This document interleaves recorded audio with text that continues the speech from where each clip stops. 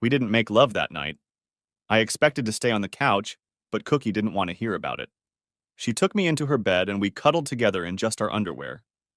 I was too busy to monkey around and she didn't offer. She must have sensed my mood. The truth was that I was proceeding cautiously. If I was the type who likes to get to know someone, I'm sure we would have done so. But I'm not. That sense of intimacy was compounded the next morning as I showered in her bathroom. In my career, I've had to travel a lot for work. I'm a senior logistics manager for an intermodal transportation company. Trucks, trains, cargo ships. If they're hauling industrial containers, that's my business. So I'm used to showering in unfamiliar places. Cookie's apartment looked nothing like a hotel, extended stay inn, boarding house, or anything else. She had an old enameled iron bathtub on claw feet to which a shower had long ago been attached. The bottom of the tub was steeply sloped, curved, and slippery. It was easy to break your neck in such a tub. The shower curtain went all the way around because the edge of the shower curtain was not against the wall, which meant that the flow of water created an air current that made the bottom edge curl inward and stick to my shins. I had to make sure the curtain didn't open with a gap that would cause the water to hit the floor. I had nowhere to put my razor. I didn't know which of the dozen bottles in the wire basket hanging on the side of the tub was shampoo, conditioner, body wash, or whatever. There wasn't even a regular bar of soap, just 9 kinds of scrub. I got the impression that she rarely used that tub as a shower. But what occupied her most was that it was her space, with her things arranged in a way she had determined for herself. She knew where absolutely everything was, and could find what she needed in the dark with one hand, or by candlelight, as evidenced by the 7 or 8 burning stumps. Being in this space, clearly not meant for guests, was as intimate as sleeping with her body pressed against it, if not more so. I went to work and was able to ignore my situation for a while. In fact, I had time to do a lot of things that morning. I blocked Steph's number and asked the receptionist to keep her off the premises, but she didn't try to show up to my work. She was supposed to be at school anyway. I can only imagine what conversation, if any, she had with her supervisor. I wondered if there would be any repercussions from my call to Hal. Steph had left about 100 voicemails, all of which I deleted. Let her sit there and spin how she'd left me. Was that mature of me? Probably not. Was it appropriate? Yes. Hell, yes. True to my word, I took Cookie out to dinner that night. We decided that she would teach me how to properly make sushi some other night, since I had just tried it with Jessica on Sunday. We ended up going to Ruth's Chris Steakhouse, as I wanted to show her my appreciation for letting me stay at her place. And everything else. This woman basically saved my life. The waitress approached the table, clearly intending to say, "How are you doing?" or some meaningless courtesy, but stopped, then quickly shortened the distance and looked directly into Cookie's eyes. "I love you," she said. Cookie's face flashed with joy. "I love you too, Liz. I didn't know you worked here. It's only been 2 months. I like everything about it. What are you doing here? And who's your friend?" "Dave's been staying with me for a few days, so he's been treating me. I love him too." "Oh, I see." She turned to me. "Okay. Well, welcome to the club. We should have a secret handshake or something. I'm Liz. I guess you could say I was in your shoes 2.5 years ago, or something like that anyway. I don't know where I'd be if it wasn't for her. You're in good hands, and she's a friend for life." "Well, it's nice to meet you, Liz. I'm looking forward to swapping stories about our sorrows." "Telling our stories really helps," she said, "up to a point. But after I had enough of them, I realized I was wallowing in the abyss. Eventually, I had to find a balance between making peace with the past and focusing on creating the life I want to live next. I could never have done it without her help." She smiled warmly. "Dave is still in the early stages of the process," Cookie said. "It just hit him on Thursday." "Oh my God. Dave, I'm so sorry. Listen, she's the best. But if she's gone, or if you need support, I can be on your team too. You need friends, people in your corner, you know? I've been there. I know what it's like. So accept me into your ranks." I nodded, stunned. "So, what can I pour you guys?" I ordered a Hefeweizen, and Cookie wanted a Pinot Grigio. Liz rushed to get them, as well as bread and water for the table. Cookie smiled at me. "I know what you want to ask," she said. "Yes. Liz and I are longtime friends. She's been through a rough time, and I've been doing the same things for her that I've been doing for you. More or less." I consider that sort of thing my purpose in life, but I'm not going to go into detail. Liz's story is hers to tell, not mine. So when it comes to that, ask her yourself and offer yours. She has nothing to hide and nothing to be ashamed of. Neither do I. Here's the thing. I don't spread rumors or participate in gossip. I don't keep secrets, I don't lie, and I don't discuss other people's business. It's a matter of privacy and respect, okay? You will have the opportunity later to give her the opportunity to initiate you into her secrets. That's perfectly fair. Good. So I'm just asking you not to talk about it outside of school, okay? Sure, no problem. For the third time, okay? You have my word. Good. Deal. I felt the word land and our deal was sealed. It felt like the quiet strike of a gong had sounded. Tell me this. Not specifically about Liz. Like we said, that's her business. But in general, you told me you've decided you don't like girls. I help people in every way. Every situation is unique. Helping is helping. An intimate life is an intimate life. It may be considered creepy, but it doesn't scare me. Why doesn't it scare you? Because, smartass, I love you. I love you too. What? What? Stephanie stood at the end of our table, listening to us say, I love you to each other, and watching us hold hands. All the trite excuses cheaters use flashed through my head and almost burst from my lips. It's not what it looks like. I can explain. It's not like that. The only thing that kept me from saying those words was that they collided on the way out and left me tongue-tied, letting Cookie take the lead. You must be Stephanie. And who the hell are you? A friend. She squeezed my hand a little tighter. Was she still holding it?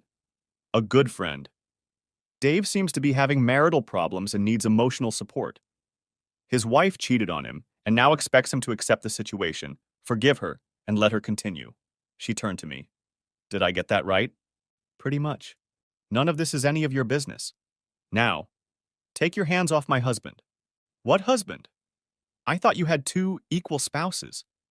Isn't that what you wrote in your Dear John letter? David. Who is this man? Stephanie, I said in a measured voice. You just spent 4 days somewhere having fun with your secret second husband and left me alone to tumble through a storm of emotions and consequences. And now you're mad because I'm having dinner with a friend? You have a hell of a lot of nerve. Why are you here? How did you even know where to find me? Your phone, Cookie said. It used the location feature. You guys have the same data plan, right? At least for her regular phone, you know. She probably has another one, a hot one, for her boyfriend. Don't talk about me like I'm not here. I'm sorry, Cookie said. I apologize. Look, Stephanie, I don't want to pull your chain. I'm really not a violent person. I'm just pointing out the irony of your situation. You had an extramarital lover. You have not given up on him. You intend to continue your relationship with him regardless of how your husband feels about it. But now you're upset about Dave holding another woman's hand in a restaurant. I'm sorry, but you don't need to be angry. You opened up your marriage, remember? Well, I didn't expect. He shouldn't have. He would never. She shook her head and blinked a few times, looking at me. Well, Dave, it didn't take you long to try to get even, did it?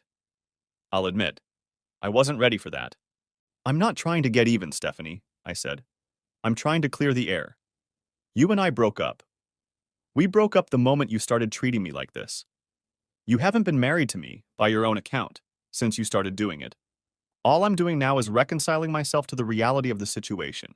Well, she said, rising, I'm sorry you feel that way. If you were a bigger person, I think you could take a much more mature attitude to this. Maybe give a little thought to my ideas on how to proceed. The same thing that happened to me, you mean? I was considerate. I knew you would find it hurtful. I was trying to be kind. Keep telling yourself that. Maybe one day you'll even believe it. You two clearly have a lot to talk about, Cookie said. And it's long overdue. I should get going. I agree, Stephanie said. You have to go. But before you go, you have to tell me your name. My name is Cookie. Cookie? What kind of name is that?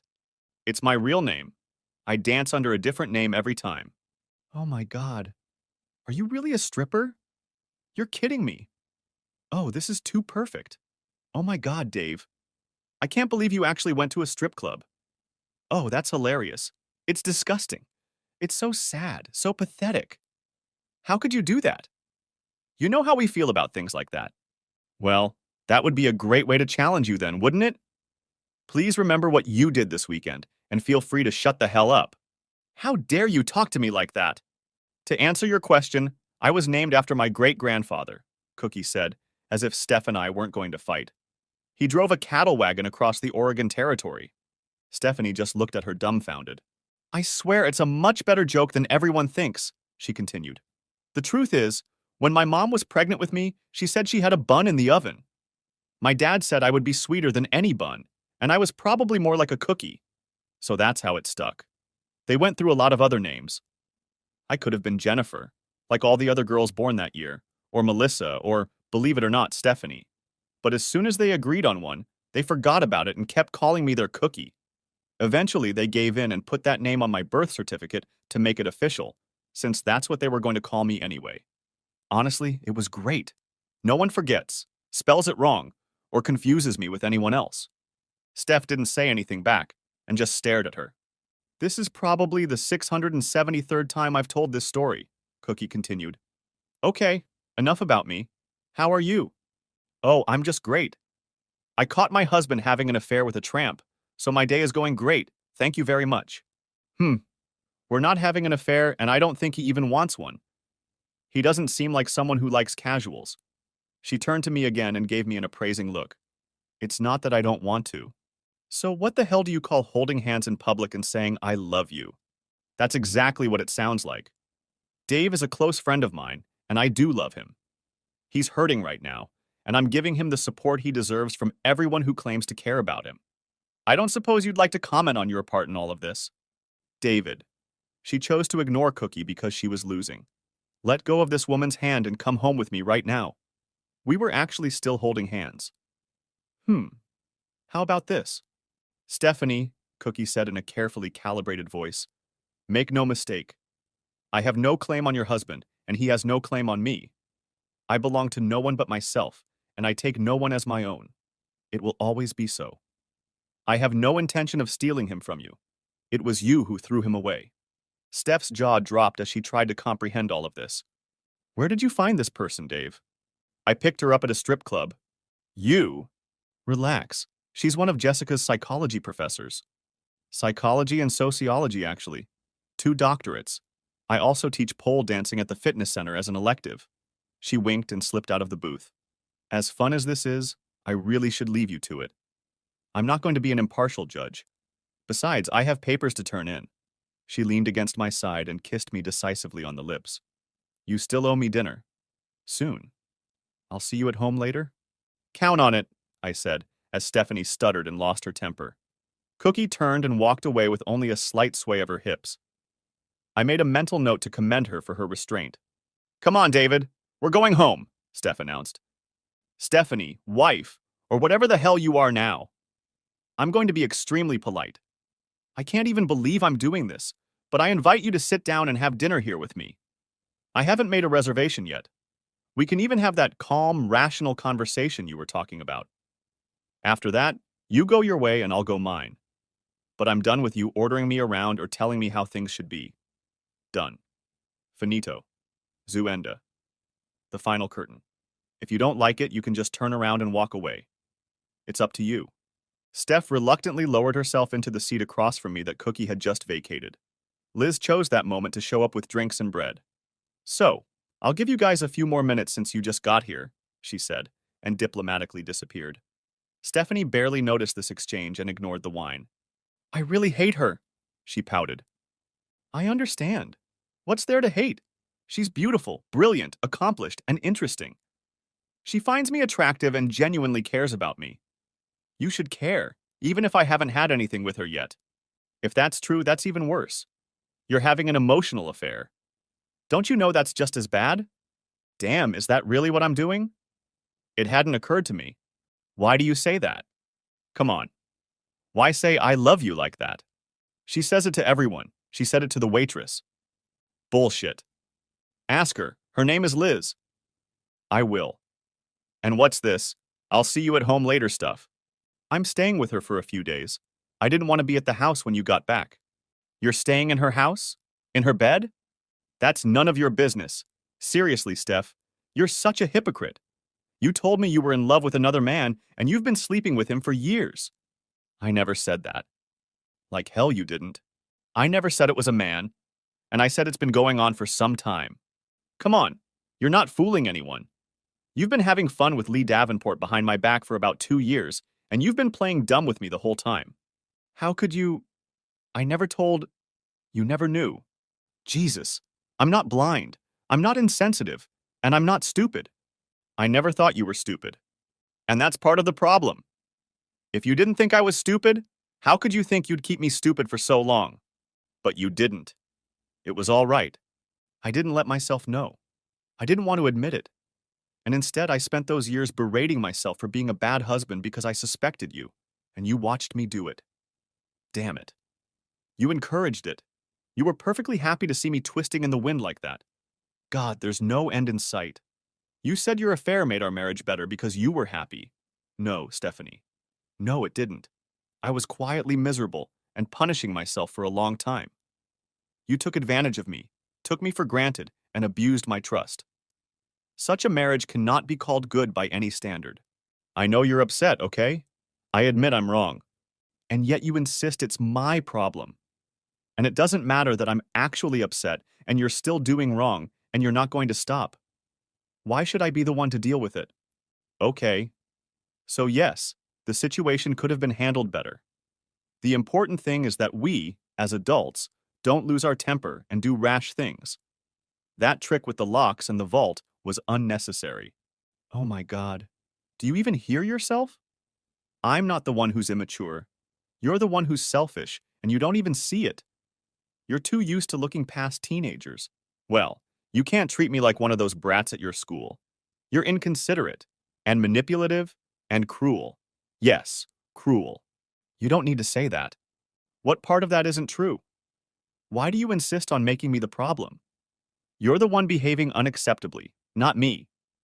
You wrote in that damn letter about what a wonderful husband I am. But you've been a lousy damn wife. Okay. Well, I guess I'll have to live with that. She started sulking again. I didn't expect the conversation to go this way. I'm sure you didn't. I didn't hope our marriage would be like this either. Me neither. She seemed more depressed and less angry. Hey guys, Liz said, silently making her way back to the table. I didn't mean to intrude. I realize this is an important conversation, and I won't interrupt you. I don't suppose you've decided what you're going to eat yet? I'm not hungry, Stephanie replied. I am, though. I came here for steak.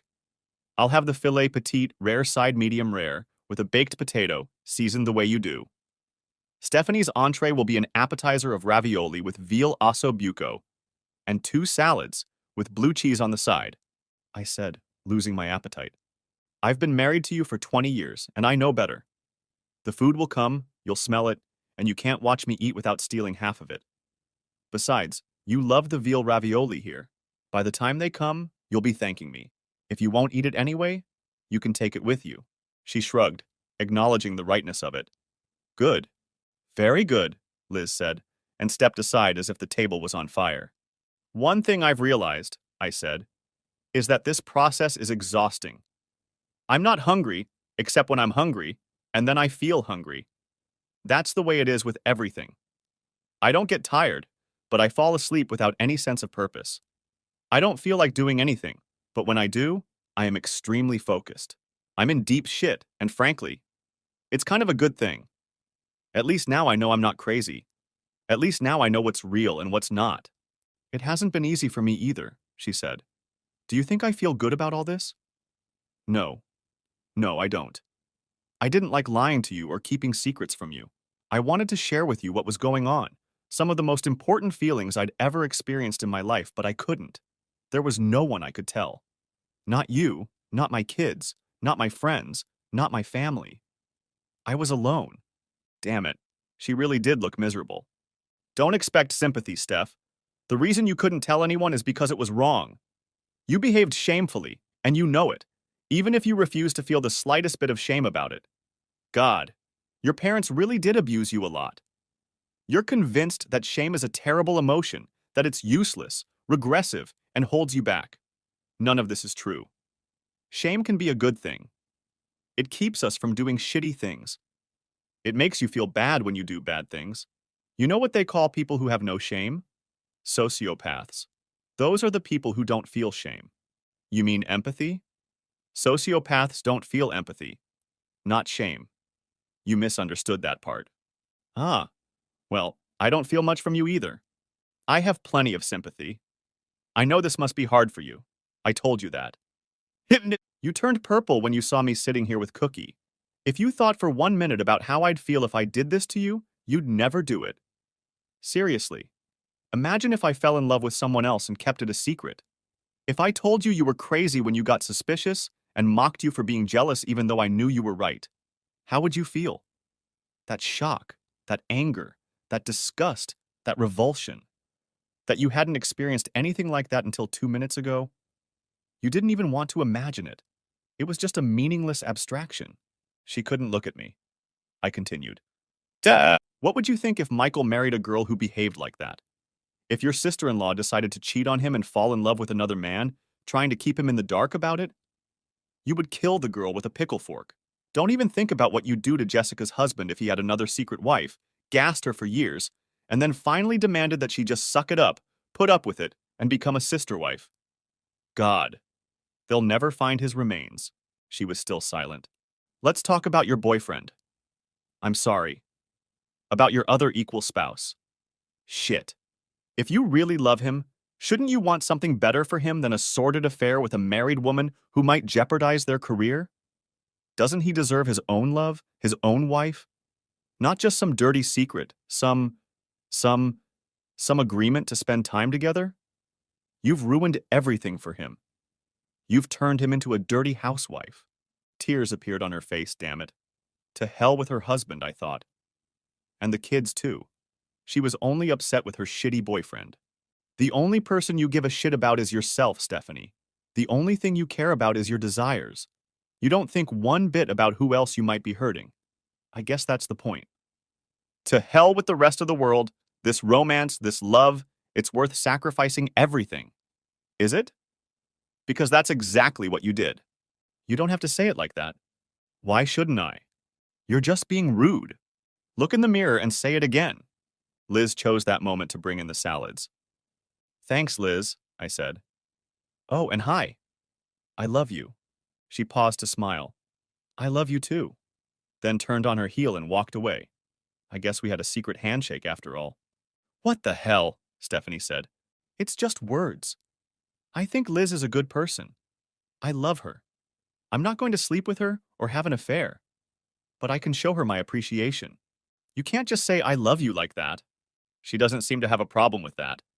I see it, but I don't understand it. Why? There are all kinds of love. I can love anyone. I can love everyone in the world if I feel like it. Except your boyfriend. Screw him. But everyone else, yeah, why not? Do you still love me? Of course I do. Do you? Of course. Then why are you talking to me like that? Because I'm no longer devoted to you. Because you're no longer committed to me.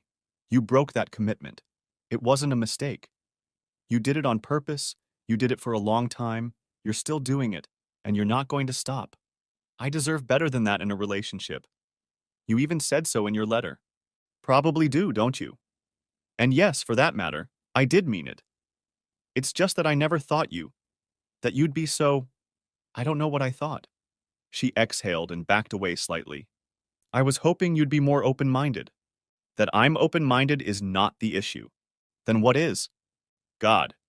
Steph, if it was just sex, that would be one thing. If you talked to me, if it was a mutual decision between us, maybe we could agree. With mutual understanding and agreement, maybe we'd have some room for something. Or maybe we wouldn't. Probably not. But if I had any agreement or say, it would at least mean that I still matter to you. That this marriage is still important to you. I don't know. But we'll never know, will we? Because you didn't do that. You said, screw stupid old Dave, no matter how he feels, I'll do it. I was just in the way. The fact that you were married was an obstacle you chose to ignore. Of course you mattered. That's why I couldn't tell you. You pushed me aside, and then played me for 2 damn years like a fool. You led me on, you lied to me, manipulated me, and watched me squirm. I wasn't your husband, your partner, your first and most trusted ally in this madness called life. I was a sucker. You decided I didn't deserve to know the truth about what was going on in my own marriage. That's what ruined it. I was hoping that after all this time, after being together for so long, you would find it in your heart to forgive me. Yes, as the saying goes, it's easier to get forgiveness than permission, right? But that still doesn't make it okay. It's still wrong on your part. And it's still wrong to assume that everything will be okay in the end. Getting forgiveness doesn't solve the problem. I know that. But I did what I did, and I can't undo it. Now you can either find your own way to forgiveness, which would be great, or you can hold a grudge against me for the rest of your life, which will only hurt you. And thank you so much for burdening me with that. I sighed heavily. The worst part is that you're right. In the end, I will forgive you. But our marriage is over anyway. When I finally get through all of this, after enough time with however many other women it takes, and enough therapy, I will eventually forgive you for my own comfort. But it won't be soon. Not for you, and not to save the marriage. It will happen on my schedule, on my terms, not because you demand it. You have no right to it. When it happens, and I think it will be many years from now, I doubt I'll be talking to you. You won't even know. In any case, by then, it won't concern you anymore. It shouldn't be over between us. I thought we were doing well. We had a good marriage, didn't we? You were happy. You mean that what I didn't know didn't hurt me? Yes, that's exactly right. I hope someday you realize how awful that is. God, what if I had cancer and I didn't know?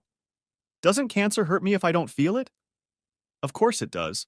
It can kill me, take my life, even if I don't feel sick. And if I do, I can just let it go for a while. That's what you did to our marriage. You gave him cancer. If I had told you, we would have had a fighting chance. By denying it, you just let the devastation get worse and worse until it was incurable. She didn't know what to say, so she remained silent.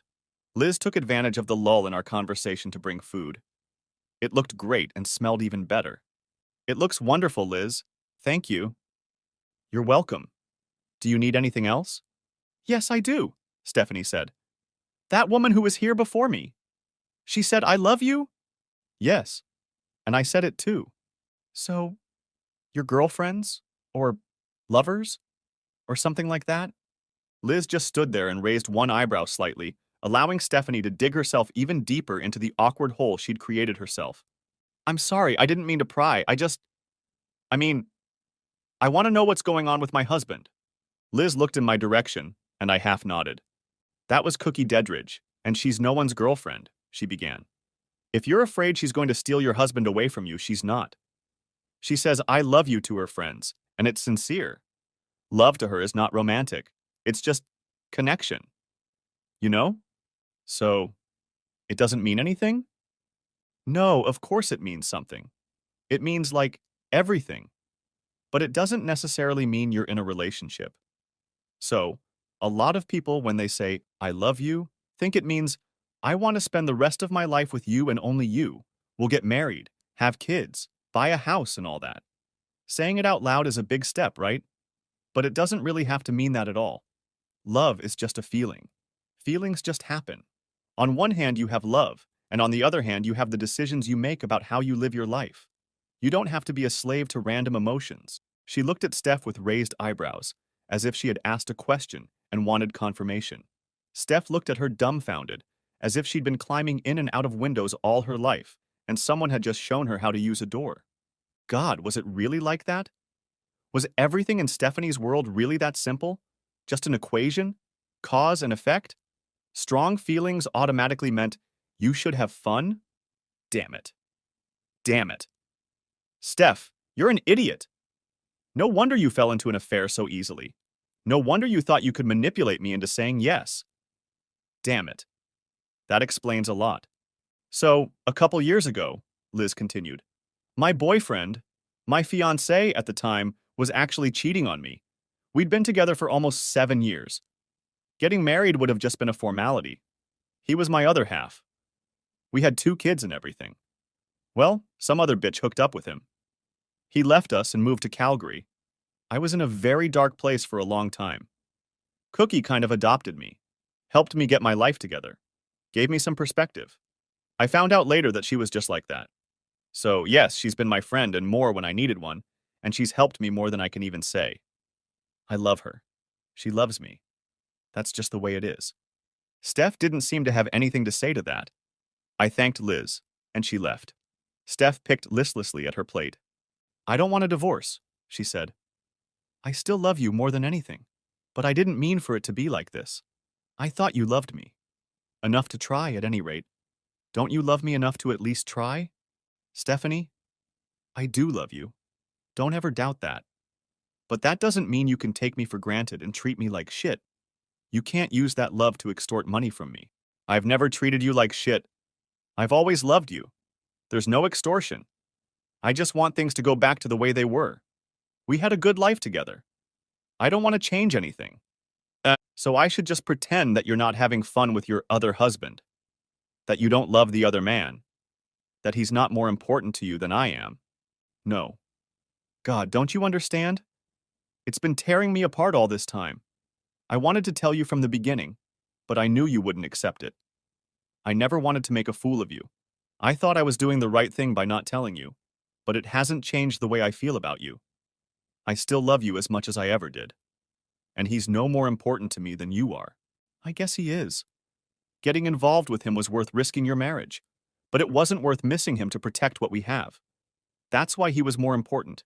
He still does. You didn't even offer to try to give him up. She stared at her ravioli. A few moments passed before she spoke. It wouldn't have meant anything if I had, Dave. I would have lied. I couldn't have done it. Even if I tried to do it for real, you wouldn't believe me or trust me. Finally. Some truth at least. I didn't think I was risking our relationship. I didn't. I thought we'd be strong enough to withstand the change. After all, we had twins. You can't pretend that Michael and Jessica didn't change our marriage. Everything changed when we became a family with children. It wasn't always easy, but it was worth it, wasn't it? In the end, despite the sleepless nights, the heartaches, the fears, the obstacles in our lives, all the extra work and all the expenses, starting a family made our marriage better. It was the best thing we ever did. You can't deny that. I thought it was going to be exactly like this. Michael is my son. Jessica is my daughter. A thought flashed through my mind. Shit. Really? Tell the truth. I'll check them out. Of course you will. I would never do that to you. What you would or wouldn't do to me isn't something I really believe in. I shook my head as if trying to shake the dust out of my hair. If you're telling the truth this time, if we're family, then they're part of me, part of us. And that's what we did together. It was a decision we made together. I took on fatherhood just like you took on motherhood. Lee Davenport, on the other hand, is an intruder. He's an intruder. This is all on your conscience. You did this in spite of me. You excluded me. I don't even like the little shit. And there's no reason to. He made me a third wheel in my own marriage. I don't want, won't, and shouldn't accept him as a family member. Not in any relationship. You better not let me ever see him in person again. The whole time I was saying this, there was another voice in my head saying, screw you, screw you, screw you. Those words never actually came off my lips, but Steph seemed to hear them anyway. My steak was perfect. I decided to focus on it for a few minutes. We're still married, Stephanie said as she ate 3 of her ravioli. There's more to it than that. You can't just declare it's over. I'm going to fight it. I'm going to demand that we go to counseling. I'm going to procrastinate. Things would be so much easier and cheaper if you just accepted that I'm still in your life and not going anywhere. You know what? That's a great idea. Let's go to counseling. I'll even organize it. But it won't be the way you want it to be. If you think you're going to get the counselor on your side to get me to be reasonable and come to terms with your polygamy, you're going to have a very different case. No. The purpose of these sessions will be to unload your head and get you to admit what you've done to destroy the marriage. That's the thing. I'm not trying to break up the marriage. But you are. Then let the games begin. Speaking of games, she said, it was awful of you to call Hal. What did you say to him anyway? It had nothing to do with my job. I didn't say anything to Hal. I called to ask him about the teacher's conference you told Jessica about. You know, the one that didn't happen and that you didn't go to? He didn't know anything about it. Then I asked him if he knew where you were. He thought you were at home with me. Well, he called me in today and spent 15 minutes asking if everything was okay at home and if there was anything I needed to tell him. He even directed me to the county employee handbook. You didn't say anything about Lee, did you? I may have asked if he knew where he was. Damn it. You didn't need to do that. You didn't have to sleep with that guy. It's not right that you're trying to involve other people. Huh. Oh, that's good. Keep other people out of it. Try to follow that rule yourself. Stop trying to put it on me. It's your own fault, Stephanie. If you're not prepared for the consequences, you shouldn't have gone down this path. Besides, Hal isn't stupid. He would have figured it all out sooner or later if he didn't already suspect it. I'm sure he already knew about the rumors. What rumors? Your students were whispering about the two of you. It started when Jessica and Michael were juniors in high school? Didn't you know about it? Stephanie turned pale. No, it can't be true. Ask them. God, I don't even want to. She hung her head. Why did you even tell the kids? Why did you let them read the letter I left you? I never thought you'd do that. It was supposed to be private, just between you and me. How's our marriage? God, don't say that again, okay? Answer the question. Good. I let them read the letter because they deserved to know the truth. I didn't want you to turn me into the bad guy.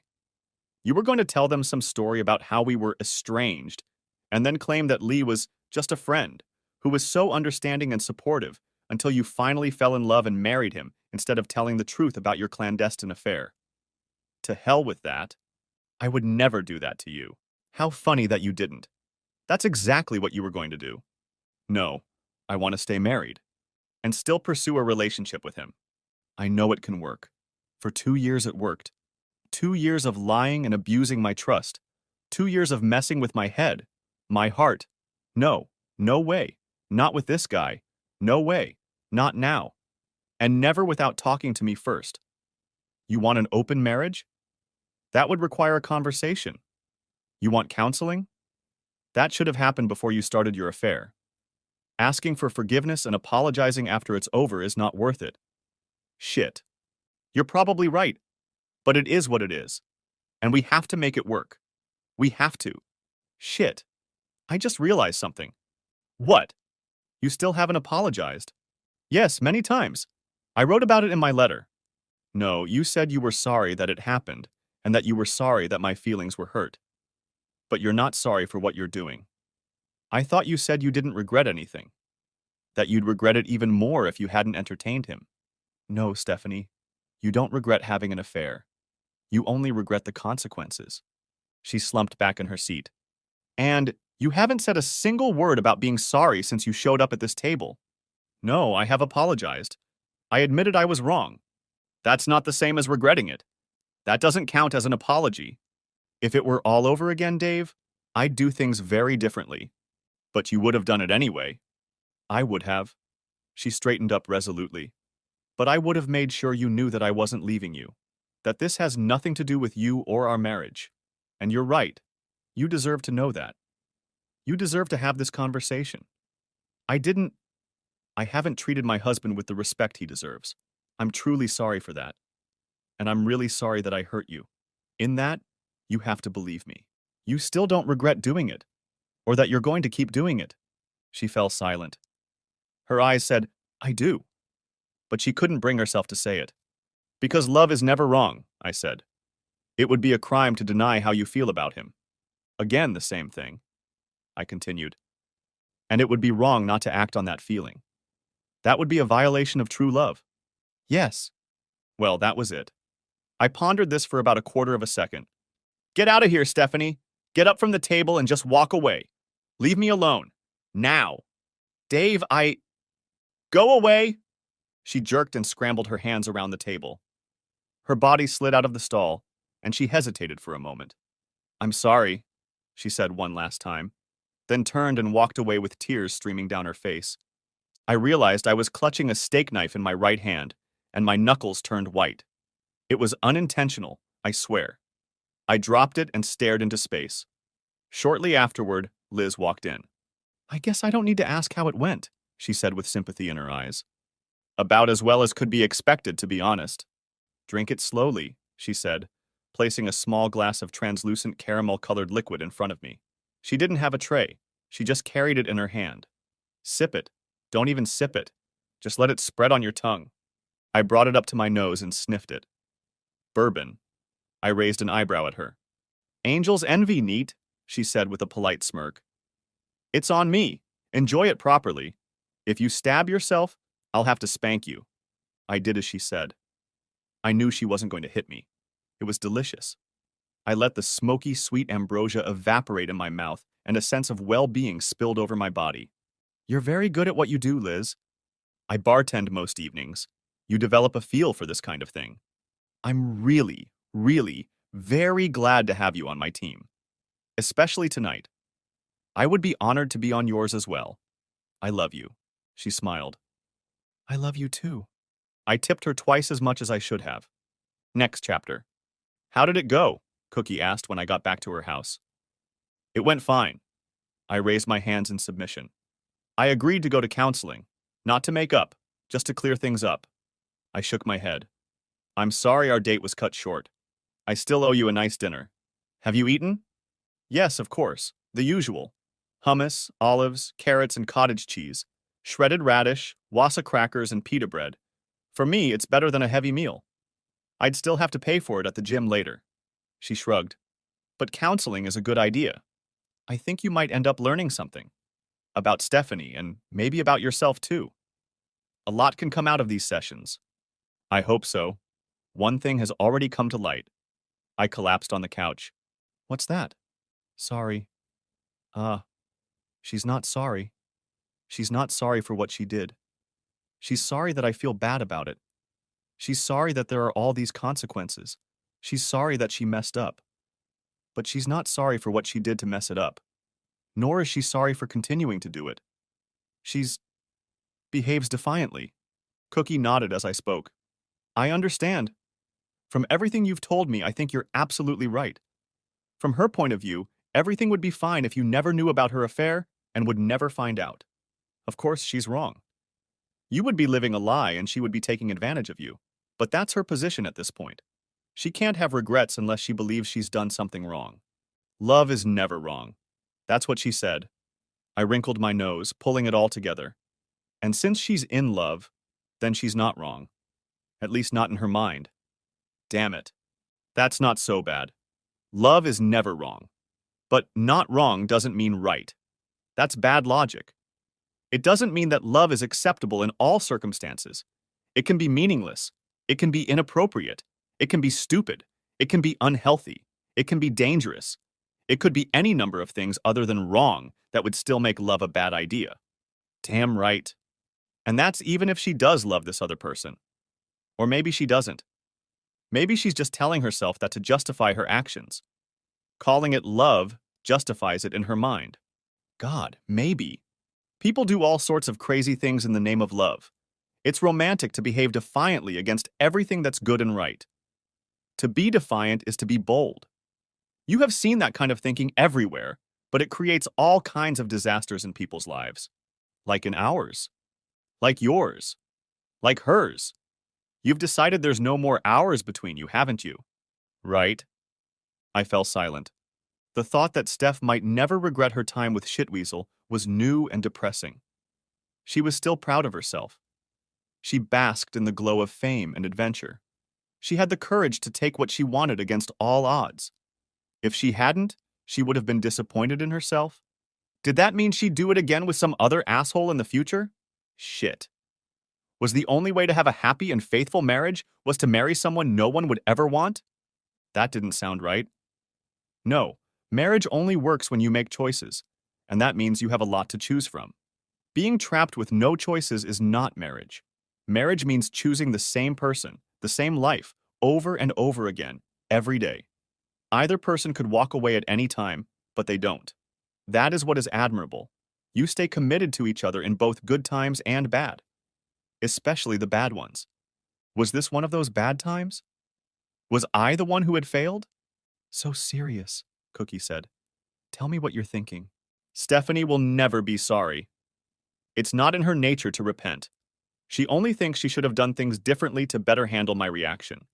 She thinks her mistake was that she didn't manipulate me effectively enough. The problem is me, not her. I'm the one who is stubborn and prideful. She didn't take that into account. She thought she would break my will. Cookie nodded sympathetically. She doesn't let herself see how cruel she is. Most women don't even realize how important pride is to a man. How much our society demands of men. You're supposed to be strong, self-sufficient, and unwavering. You are supposed to be the breadwinner. You are supposed to be supportive, understanding, and emotionally available. And in doing so, you are never, ever, ever, ever allowed to show vulnerability or ask for help. Men need nurturing just like everyone else, but you should never ask for it. Generally speaking, yes, it's something we get as children. Growing up drills it into us. Next chapter. At some point in that delirious evening, she must have put me to bed, because that's how I woke up.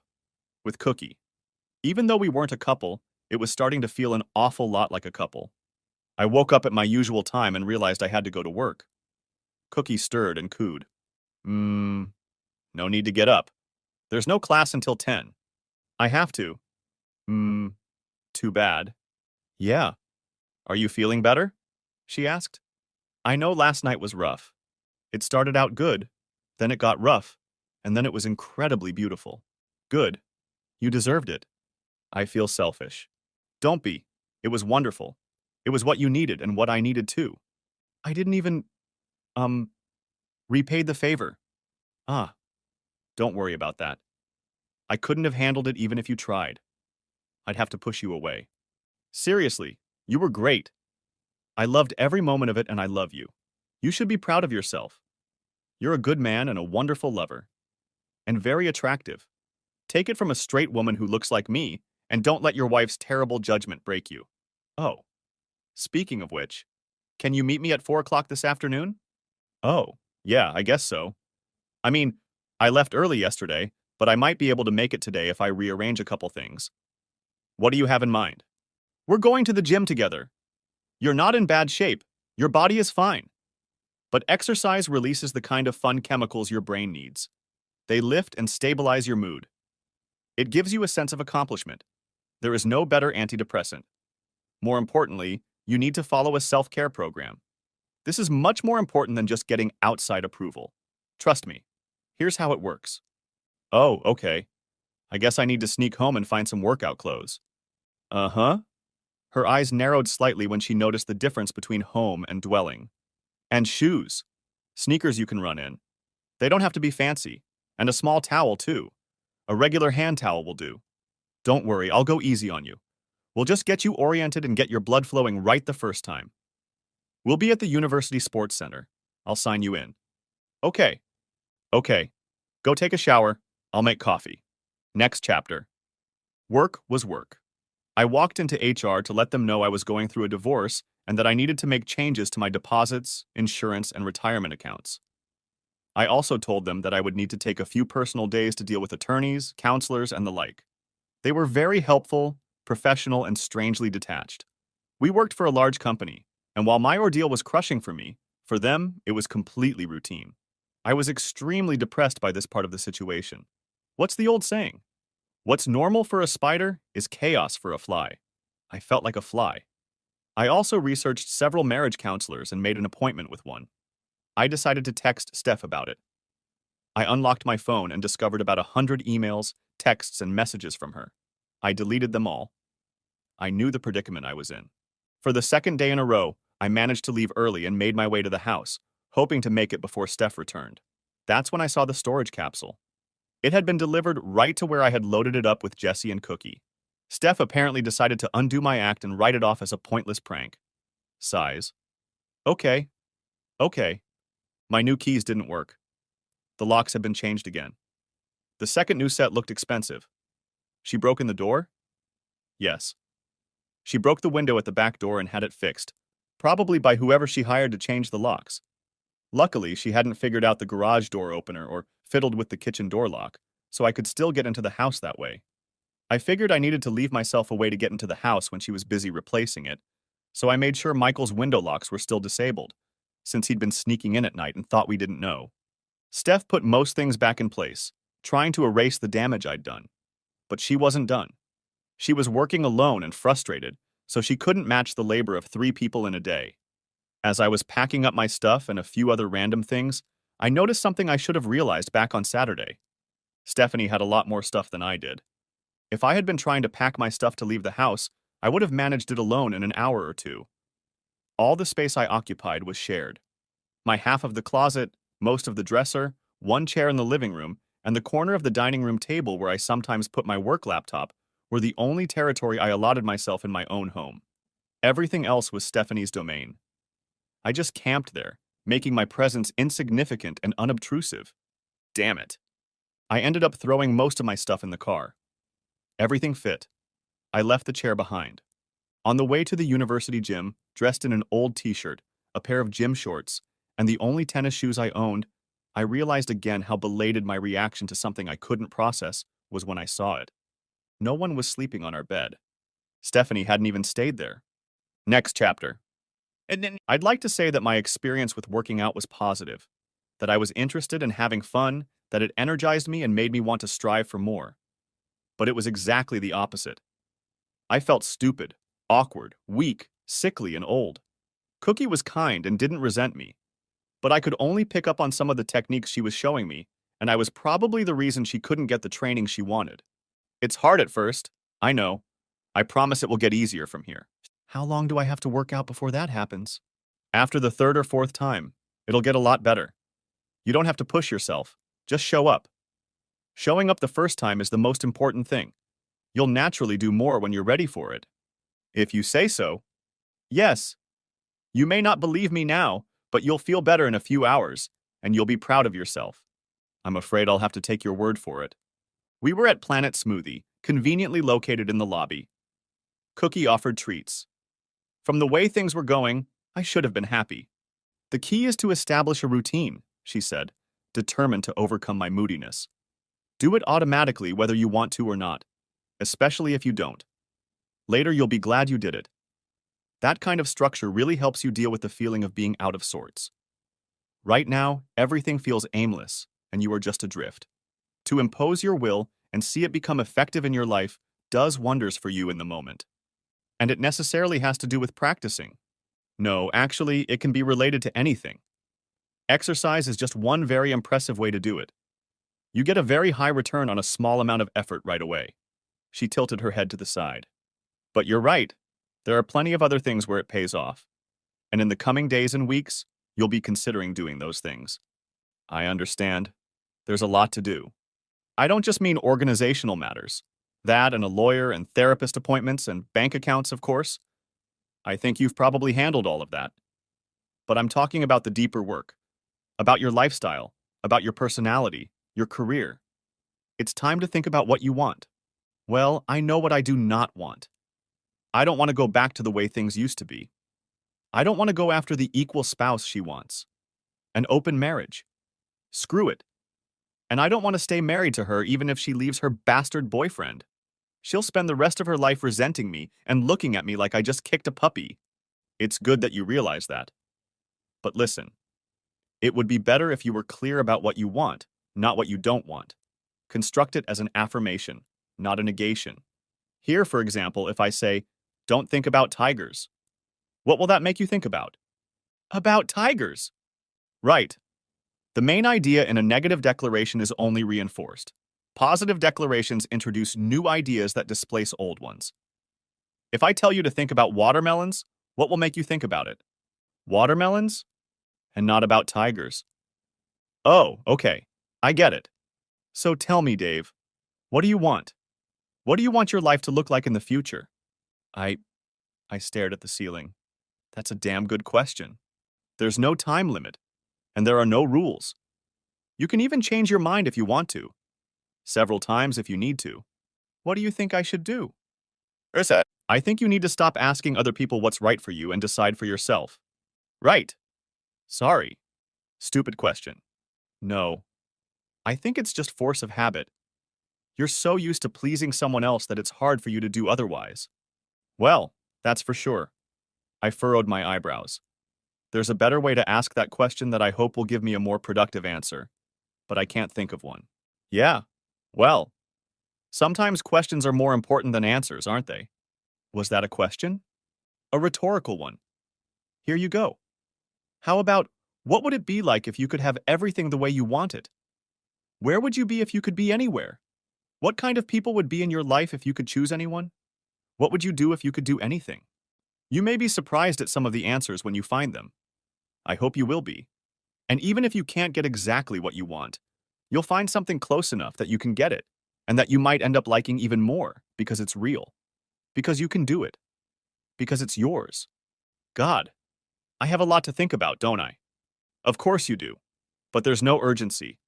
I mean, a lot will happen, and pretty quickly. But like I said, things will be in flux for a while. There will be false starts, lots of possibilities, and we don't know what's going to happen until someone makes decisions that will work. That someone should probably be you, right? Right. Divorce is a radical break in our lives. People move to new cities, change jobs, enter into new relationships, things like that. It marks a before and an after in your life. We tend to think of it as destruction, but it's also an opportunity for growth and change. How often do we get the chance to completely reinvent ourselves? To take on things we would normally give up? To shed the old skin and truly become someone else, more like the person you've always wanted to be. It's scary, of course.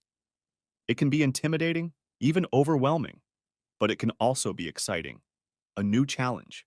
Everything you've ever considered but immediately discarded, saying, "Oh, I could never do that well." Never is now. God, I don't even know where to start. It goes back to where we started. You become someone by doing something. Are you a guy who goes to the gym? You become that by doing that. Are you a fisherman? A writer? A dancer? A gamer? A stand-up comic? Deer hunter? Ladies' man? Juggler? Craftsman? Bookworm? None of those things. It all starts with small steps, just like you start any business. First, you allow yourself to think of it as something real. That's the hardest part. Then you play with it. You spend time on it. You practice it. You do more of it. And then you get good at it. Do it long enough, and you get good at it. If you get good at it long enough, it becomes part of your essence. Not just in your head, but in the world. Something clicked. Cookie, I can only assume you've never danced before. That incident with Justin. I leaned back slightly, wondering if I'd just ruined my entire relationship with this woman. But I hadn't. She just nodded. That was my own radical breakup. Before that, I was shy. A total introvert. That's how I spent most of my time in grad school, with my nose buried in books. I hardly talked to anyone or paid attention to anything but what I was doing. That's how I got through it. People with PhDs think they're smarter than everyone else. They aren't. At one point in our lives, we were so focused that we managed to bore the review board to death with details and footnotes, to the point where they wanted us to just shut up and leave. Honestly, that's why I got 2 of them. I couldn't get a teaching job. That would have required me to perform in front of people and speak out loud. No, I wanted a research position where I wouldn't have to talk to anyone, but there aren't many of those. I wasn't aggressive enough to get such a job. So I went back to graduate school. It was familiar and comfortable. Well, that's quite a shift from where you are now. The person you see is the opposite of who I was then. This woman, this life came into being through an act of pure will, a transformation. You are courageous. You are confident. You are fearless. Only a fool has no fear, she said, in a suddenly deeper and more serious voice. Courage is the art of conquering it. She shook her head and smiled. I'm sorry. I sound like a Klingon. The old me was a dedicated nerd. Echoes of her still manifest. Ghosts in my head. But you're right. I am like this on purpose. When I was in the hospital recovering from surgery, I knew that the survivor who got out of bed had to be completely different from the victim who lay in it. In a way, I did die. Shy, nervous, meek little Cookie was murdered. She was burned to ashes from which a new phoenix was to rise. I imagined myself brave and confident. God, those thoughts were foreign to who I used to be. Becoming a stripper was the bravest thing I could think of. I almost died of embarrassment the first time I stepped on stage as an amateur. I'd never even allowed myself to show up in a swimsuit in public. You're kidding. She raised her fist. By the hammer of Grabtar, I swear it. Galaxy Quest. Alan Rickman. Very good. I can't get anything out of you. It's a highly specialized quirk, that's all. Don't sell yourself short, David. You've got a terrific mind. You can do anything you want with it. Including reinvent yourself? Especially that. Something she just said. You called me David, not Dave. Is that okay? Yeah, it's normal. When Stephanie said that, it meant I was in trouble. She used it to say she was angry or displeased with me. You didn't. It sounds like you meant to say you sound more sincere. Yes, absolutely. Would you like me to always call you David from now on? No, that's all right. I can refer to you any way I like. It's very common for people to change their names during the rebirth process, especially women. If not legally, they tell their friends they want to be called something else. Is that what you wanted to do? No, not really. Did you want to? I mean, to be called something different. I thought about it. Really, I did. But I decided that being Cookie was the part of my old self that I wanted to keep. She smiled slightly and laughed inwardly. That's good enough for me. From the song. That song always plays in my head, like a little affirmation. It gives me strength. That's good. A lot of things are good, Dave. Even when it feels like the world is on fire, at least you can roast marshmallows. We finished our cocktails, and I picked up the car and followed Cookie to her house. Parking on the street was a nightmare, and I was worried about leaving all my stuff in the car. I grabbed a duffel bag filled with clean clothes and walked the 4 blocks to Cookie's house. Sorry, I couldn't park. Sorry. Yeah, parking is tight this time of day. I put almost all the stuff from the house in the car. Hopefully everything will be okay. Can I drop them off here? As soon as I said it, I realized how ridiculous it was. Her apartment was a tiny cubbyhole of conveniently dense clutter. I'm not really cut out for this. How much stuff do you have and how long do you need it to stay here? I'm sorry. No, I can see that. That's not good. I'm sure everything will be fine for today. I'll figure something out in the morning. She nodded.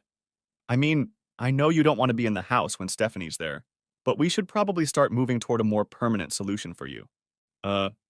Stephanie's not in the house. No? There was no one sleeping on the bed. I think she must be staying with her boyfriend. She shows up at the restaurant intending to drag you home with her and she's not even there? Yeah, that doesn't make any sense, does it? Maybe she'd be in the house with me if it worked, I don't know. Okay. Well, I said you could stay here for a few days, and you're definitely welcome at my house. But I'm not ready for you to be my neighbor for the long haul. If you have such a big empty house, I don't see why the two of us need to loiter in this little nest. Except for fun, of course. Oh dear. I'm imposing.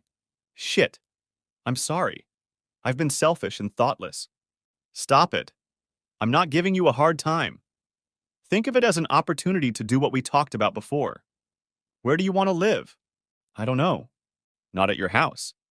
Not really. Do you want to have your own place? Yes. With room for the kids, for when they visit, or in general, to have some sort of home base for them. They're in school, but I want them to have some security. Somewhere they could store their stuff and feel stable. Okay, so you'll stay in town then? I really haven't thought about another place. We're thinking about it now. Why are you here? What's keeping you here? What, if anything at all, would induce you to move elsewhere? We were forced to stay in the county because of Stephanie's work. Well, I'm not forced anymore, I guess. I work for a large company with many offices around the world. I might even be able to get promoted if I move to one of the port cities. I've been telling myself for the last 2 decades that I couldn't do it. Would you want to? I don't know. I think it would be a fresh start. It would distance me from Steph. But I'm getting too old for that kind of thing. She looked at me. Tell me again who's old. Shit, I'm sorry, I forgot. That's okay. I have friends many years younger than me who feel and act like they're many years older than me. Sure, there are limitations that come with age, but it can also be a matter of perspective and attitude. A lot of people younger than you end up driving themselves to an early grave. I guess that's true. What you're experiencing is what I call an automatic no. As soon as we consider new possibilities, we immediately try to shut them down. It's a defense mechanism. Our life is comfortable because we are used to it. We may not like our situations. We may not even like them, but we feel safe if things stay the same. New opportunities threaten that security. And then, the automatic no kicks in. Huh? I'm going to encourage you to resist that instinct. Not because I want you to change or leave or anything like that, but because I want you to be able to. Your world has gone out from under your feet while you've buried yourself in denial. You need to be able to adapt to changing circumstances and pick yourself up. So, to hell with the automatic no. To hell with the automatic no. She nodded encouragingly. It doesn't serve you. Where do you want to live? I don't know. I shuddered. But probably not here. I need to get my options together and think about them. I know that doesn't sound like a powerful answer, but it's what I do. I do logistics and planning. I gather information, evaluate alternatives, and act decisively. Good. Good. And you're right. I've imposed on you long enough. I'll book a room for an extended stay tomorrow. I can get the corporate rate. It's your space, and I respect that. You've been more than generous. You've been more than worth it. And you still owe me a nice dinner, and I still owe you a taste of sushi. Besides, you'll be spending more nights here, just not all in a row with all your possessions piled in a corner like some vagrant. She stared up at the ceiling and tapped herself on the chin thoughtfully. Besides, I think it's good that you'll have some space. We run the risk of getting too close. If we keep this up, you'll fall in love with me, and hard, and that's not what you want. I'm your divorce assistant, not your manic dream girl. I'm your friend, and I want what's best for you.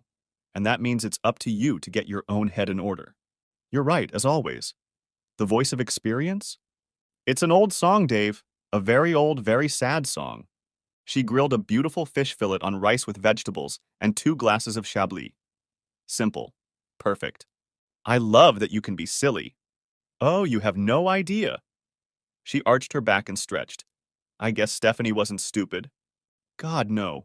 She's serious as a heart attack. And when we got into it, it's like she became a completely different person. Her voice changed, her posture, her attitude, everything. It was impossible to have a normal conversation with her. Yes, it's quite common. She became performative. Not everyone is like that.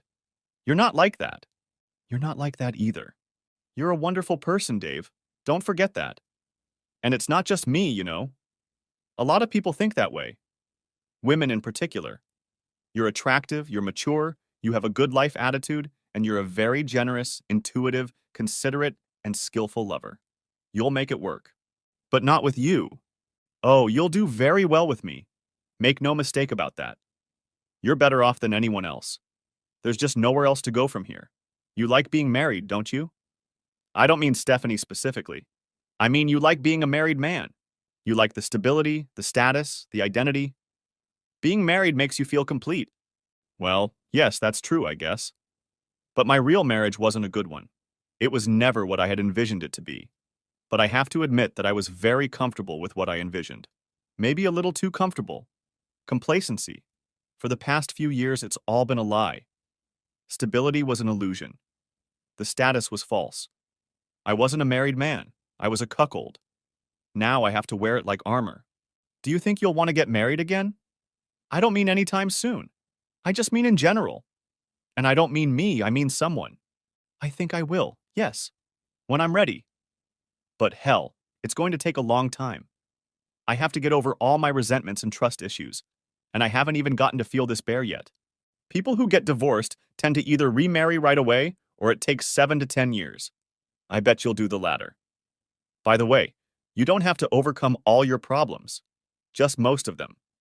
It's okay if it still hurts from time to time. You've dealt with yours. It's generous of you to think so. But no. No. Because you swore you'd never get into a relationship again? Not only that. I mean, I don't know that anyone could survive what I went through. The damage is done. It's like losing a leg. You can heal, but the leg is still gone. The only thing you can do is adjust to the injury and learn to use a prosthetic. You may live a long, healthy, and happy life, but you will always be an amputee. You will never be made whole. And sometimes you still feel it. Sometimes it still hurts. I didn't know what to say to that. It's not that I don't trust men, Dave. It's not that I don't trust men. And it's certainly not that I don't trust you. I don't believe for a second that you'd ever do what Justin did to me. The problem is, I never believed he would either. 47,000 women die from domestic violence every year worldwide. 1 in 11 women dies at the hands of a man every 11 minutes. I was ready to be one of them. The only way I escaped was to become a murderer. I killed the man I loved. I wanted to do it with rage in my heart. So yes, I made a promise to myself. Never again. Never. Ever again. I can't be in the same situation again, no matter how I feel. I'm not going to do that. I keep my promises. There was steel in her voice. You keep your promises, I repeated. Every single time. If it's something I can't do, I won't promise from the start. There's great strength in that. I highly recommend it. You made me a promise. Yes, I promise to help you. To be there for you. To see you through to the end of your trouble and beyond. You meant it? Yes. You understand. I'm beginning to understand. Something occurred to me. I know I'm not the first. I've met Liz. You do projects for broken hearts like me, and you've been doing this for, what, like 20 years? 24. How long? She was quiet for a few moments. Your 30th. I think. Wow. Don't you dare feel like a face in the crowd. It's different every time. It doesn't always work. And I don't get intimate with everyone, not at all. There's no one like you. There hasn't been in a long time. And I have very specific plans for you, assuming you're up to the task, of course. What kind of plans? That I'll tell you. I'll let you know when you're ready. In the meantime, you still have a lot to learn. Like what, for instance? Well, I was just about to tell you. When people get married right away, they want to get back into their comfort zone. They want things to go back to the way they were before. That's not a good way to move on with your life. Second marriages break up much more often than first marriages, and even those break up 50-50. So no, don't get married right away. Don't even get attached. Sort yourself out first. And despite how close you and I have gotten, you really shouldn't be ceremonious with me. I know you have feelings. Feelings are normal. You can love me. I love you too. But I'm not going to be your girlfriend. I'm not going to be your next wife. That's just not going to happen. You need to know that I'm something else. This is a different kind of relationship.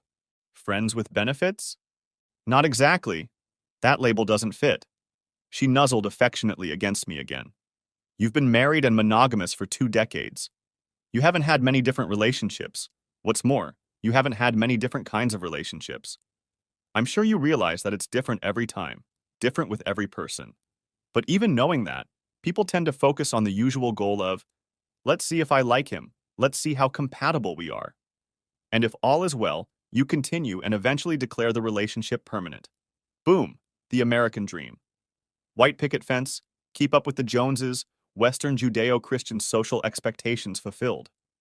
You know how it is. You did it. Yeah. Well, it doesn't always have to be that way. You don't have to date every woman with the intention of having a long-term relationship. Not all good relationships are long-term. Not all serious relationships are meant to be permanent. Marriage is not always the goal. Sometimes it's exactly what it should be. It lasts while it lasts. It ends when it's supposed to end. And what you get out of it is what you both needed. I hope so. You learn all you can teach each other and move on, enriching your lives. It becomes part of your history and identity.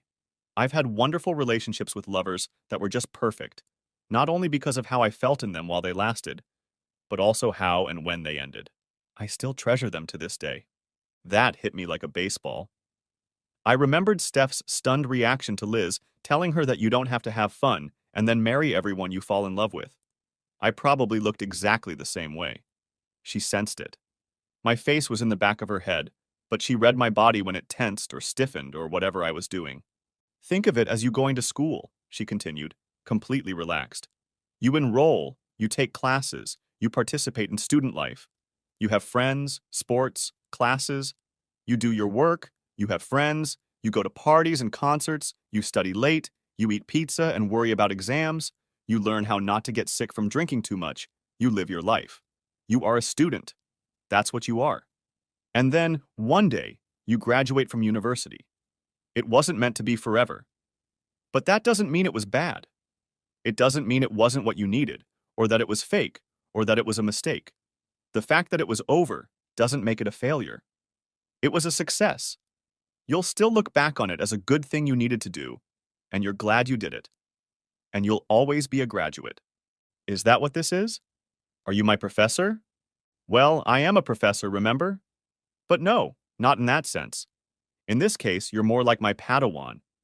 You will begin as an apprentice, become my partner, and then become a Jedi in your own right. Perhaps you'll even surpass me. That is my hope. But I will always be your mentor. We will always have that. My arms wrapped around her, and she clung to them even tighter. Besides, the day may come when you will be called upon to avenge your honorable kung fu master Grasshopper. I distinctly remember that we decided you were Batgirl, so I would be your Robin. But I was supposed to grow up, take on the mantle of Bat for a while, and then go across the river to Bloodhaven and become Nightwing. There, now you're talking. Is that what your plans for me are? Clever boy. Something like that. Something very similar, in fact. Yes. And how many of your projects have ended up with you doing something very similar? 2. 2? Out of 30? I told you you were special. I didn't know what to say to that. Then something perfect occurred to me. By the hammer of Grabtar, by the son of Varvin, you shall be avenged. She purred like a kitten. Next chapter. The next morning, Cookie had to get up early. She wanted to get to the gym before her 8 o'clock class. She woke me up with the sound of her blender making some horrible green grass milkshake. Gotta run! Lock up when you leave! Love you! She kissed me and left, a vision in tight spandex. I gave myself another 5 minutes to bask in the sheets. I felt rather than saw a presence. A shadow and 2 green eyes flashed. Sebastian? The cat disappeared as soon as I twitched. I rolled off the bed, nearly killing myself showering in her slippery bathroom again, and gathered my things. It dawned on me that I wasn't going to live here. I would come back, but only as a guest. That's all I was this time. Hell, was I really only a guest in Stephanie's life too? A visiting traveler destined to eventually move on? Was I a guest in my own life?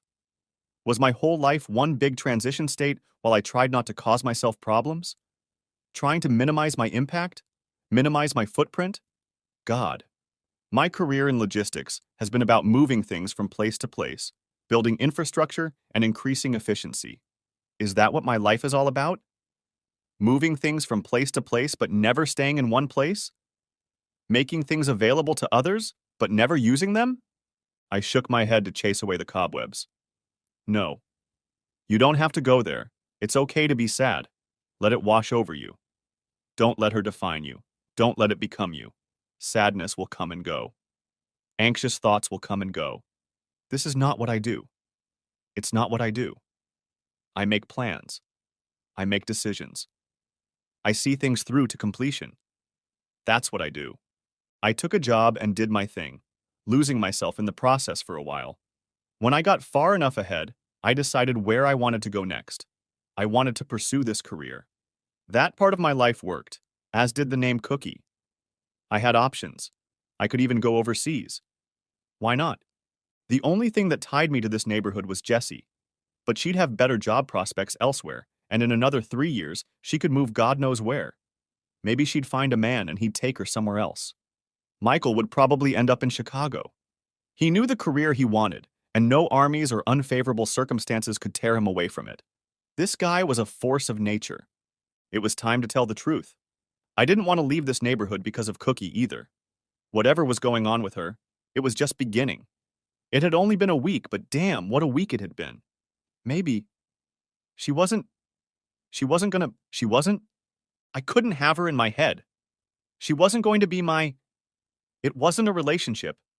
It wasn't. Was it? If it was, it wasn't like anything I'd ever had before. Maybe she's right. Maybe this is what's meant to happen, but it doesn't have to be forever. I had no idea how long it would last, or what it would turn into. I was back in the abyss. Stop it, Dave. I decided to find out what roles the company could offer me in the Windy City for the next few years, with an eye toward moving overseas when the kids were independent. I sent a few emails and waited for a response. I arranged a 3-month stay in a suite at the extended stay hotel we were using, at the corporate rate. It was only a mile from the office, and within walking distance of stores and restaurants. It even had a small gym. I decided to buy a bicycle. In the long run, do I want a house or a condo? Maybe a condominium? I need one big enough to have enough room for the kids. Guest rooms? I didn't want them to be guests. I wanted them to have their own rooms, their own space. Maybe they won't use it often or at all, but they'll have it. Huh.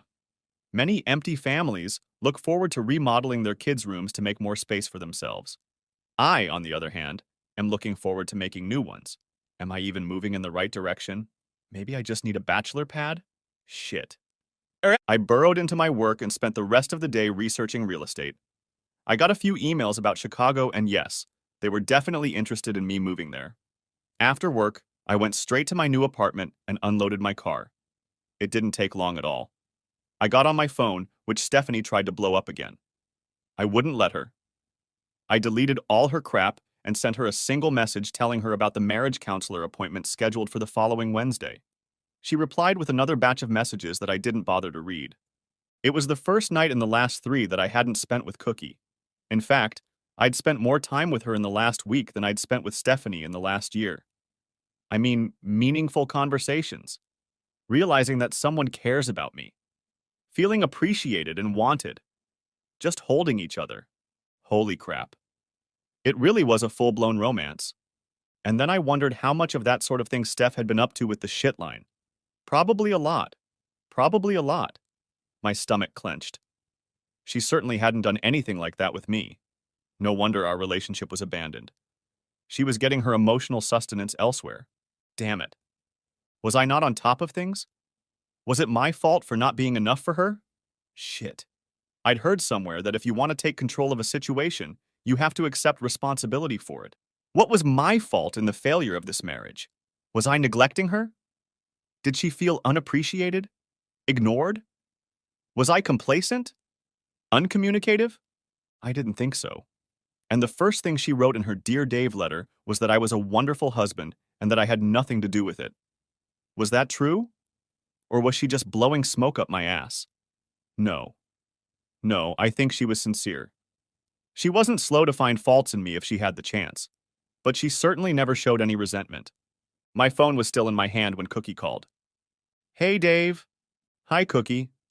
Ooh, you don't seem to be in a good mood. Have you started feeling sorry for yourself again? Oh, yeah, I guess so. Maybe a little more introspective. Good. Well, it can't be avoided completely. Some of it's going to happen no matter what. Just don't let it ruin your whole evening, okay? Okay. Listen, I wanted to check in on you and let you know that I'm working at the club tonight. I'm dancing Thursdays and Fridays this semester. That works best with my schedule. Didn't you get up early today?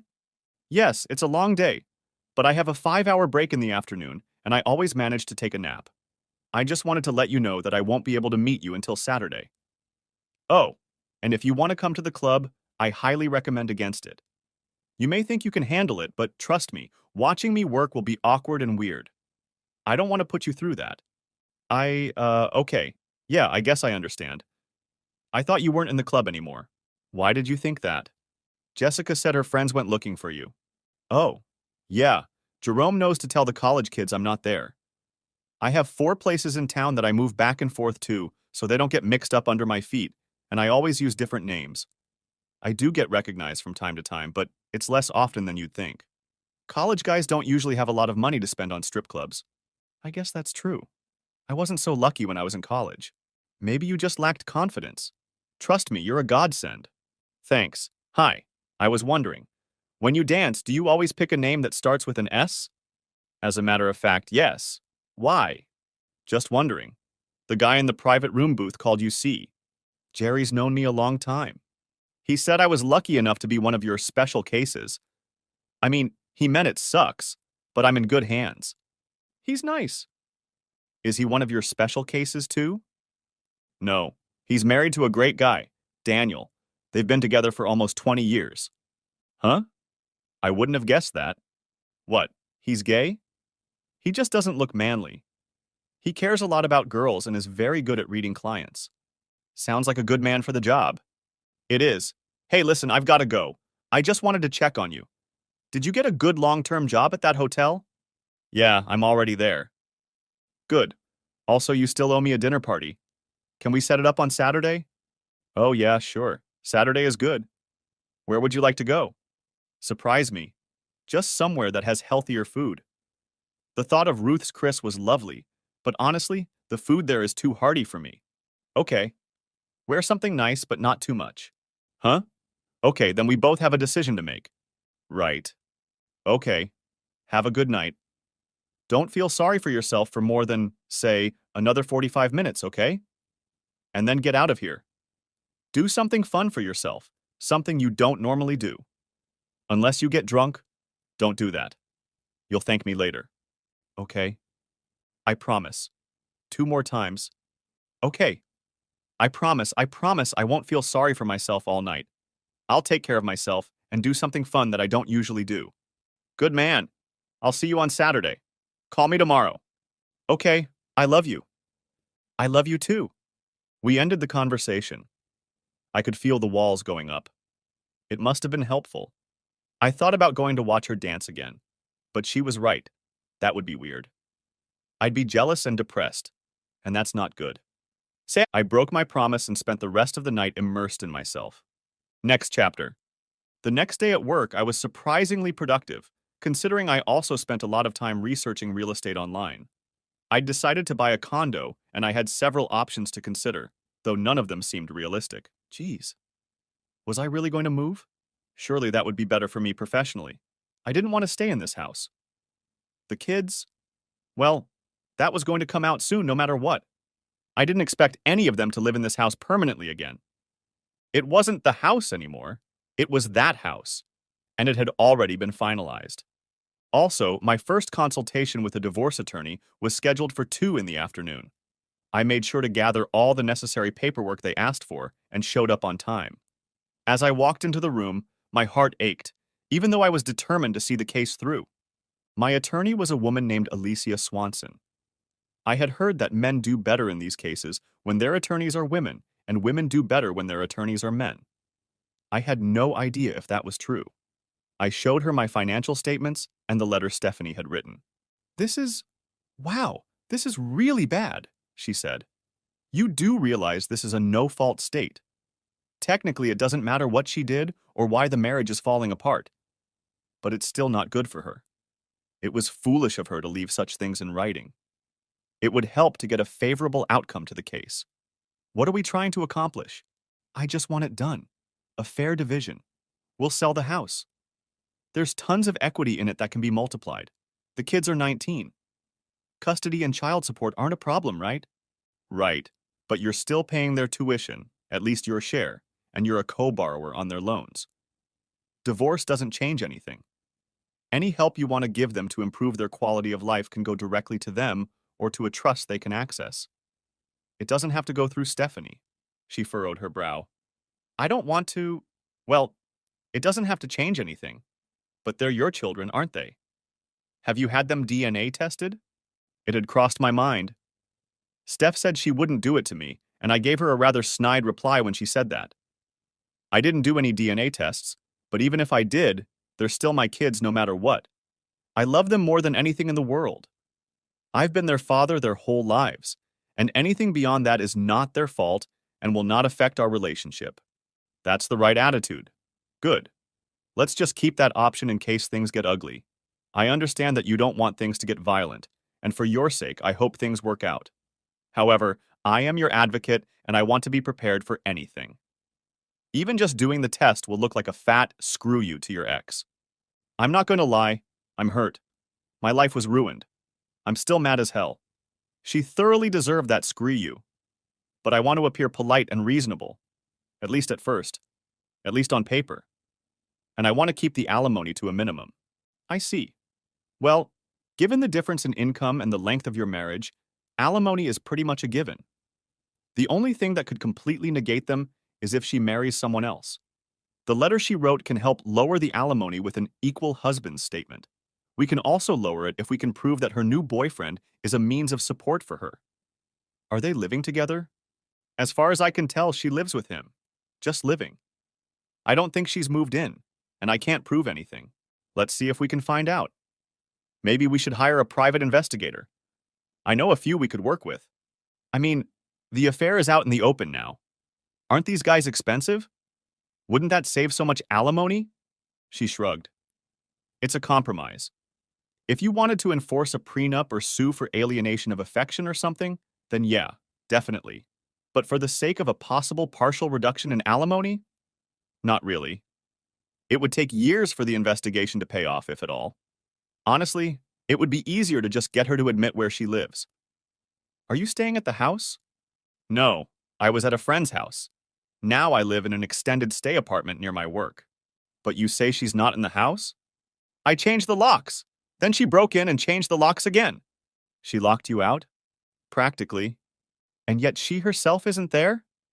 But she claims she wants you back? That doesn't make sense. You're right. None of it makes sense.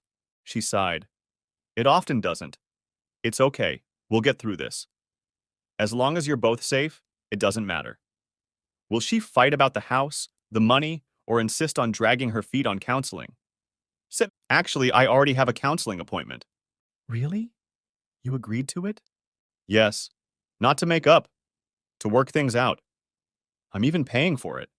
Well, it may or may not work. Don't be surprised if things don't go the way you want them to. Nevertheless, your willingness to come to counseling shows that you are eager to keep things amicable, and the courts like that.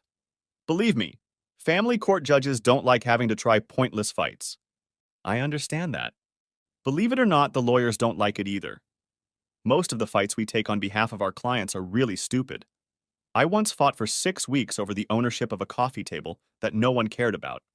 The fact is, people leave marriages, period.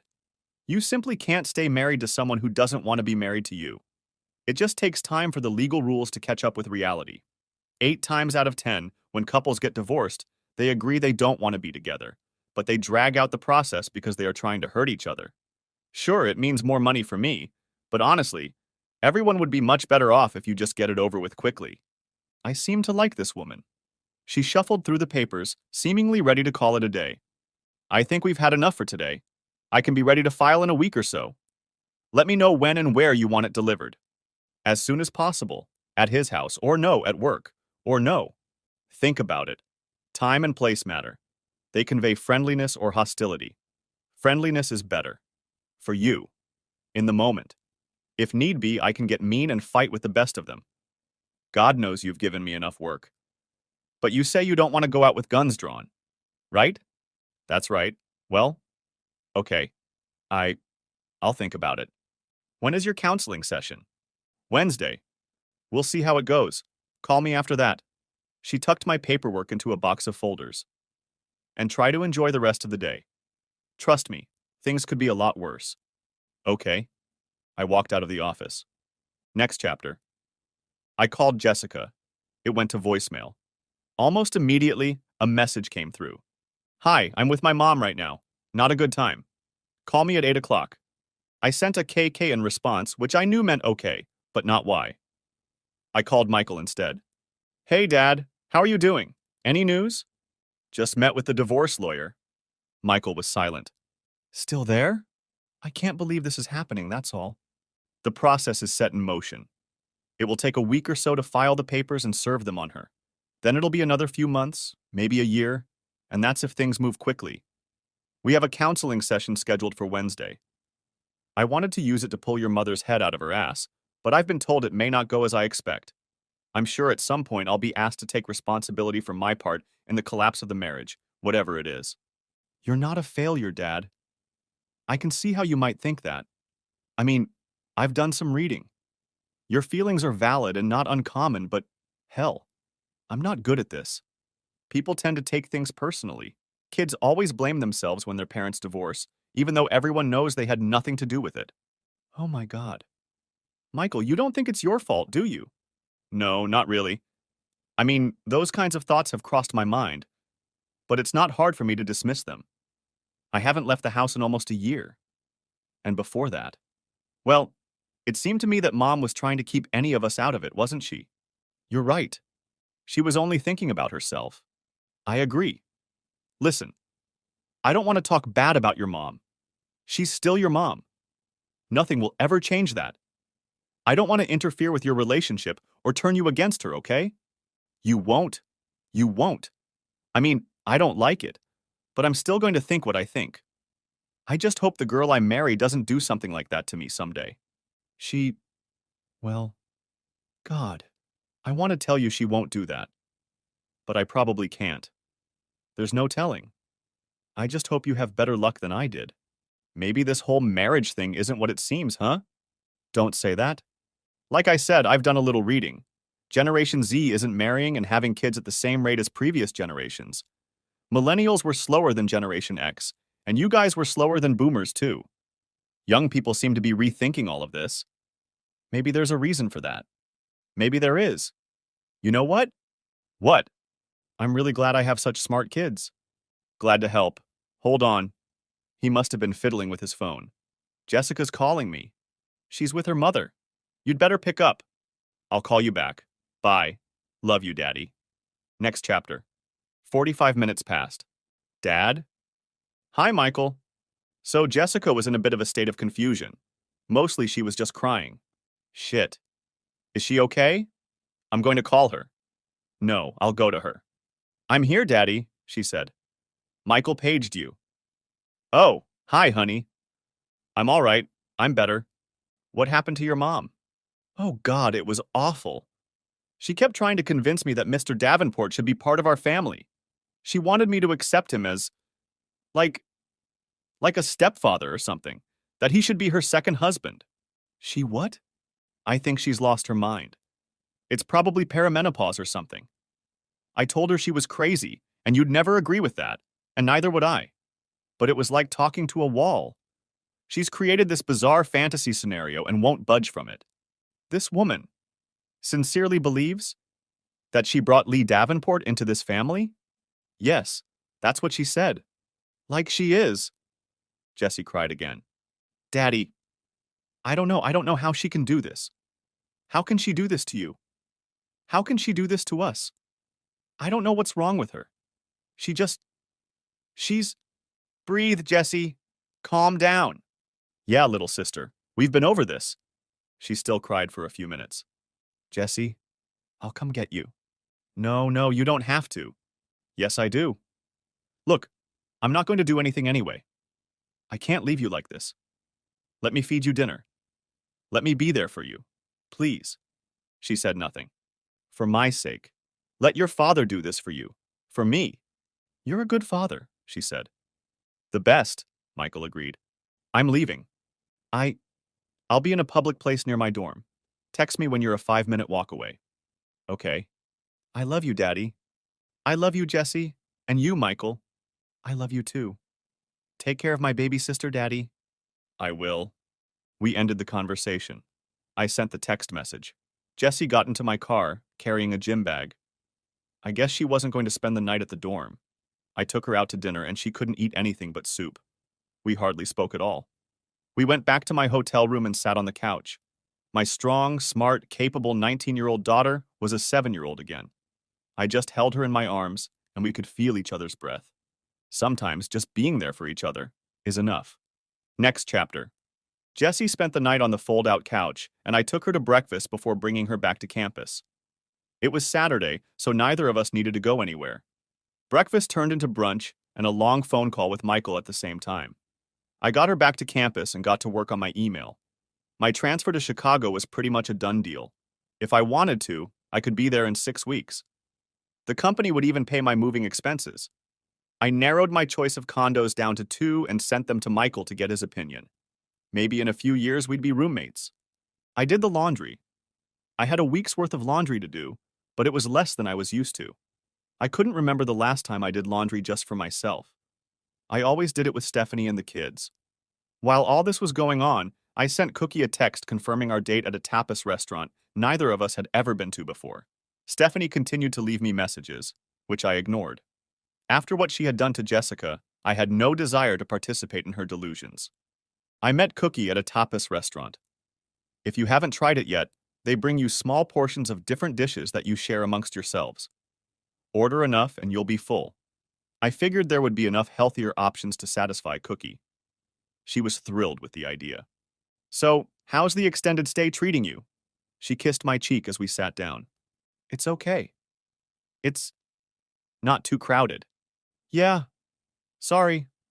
You're always welcome in my house, Dave, but you can tell there's really only room for me here in the long run. Yes, and at least I won't kill myself slipping into your shower. You really should get one of those non-slip mats. I have one. It's rolled up in an umbrella stand between the wall and the corner of the tub behind the hot water faucet.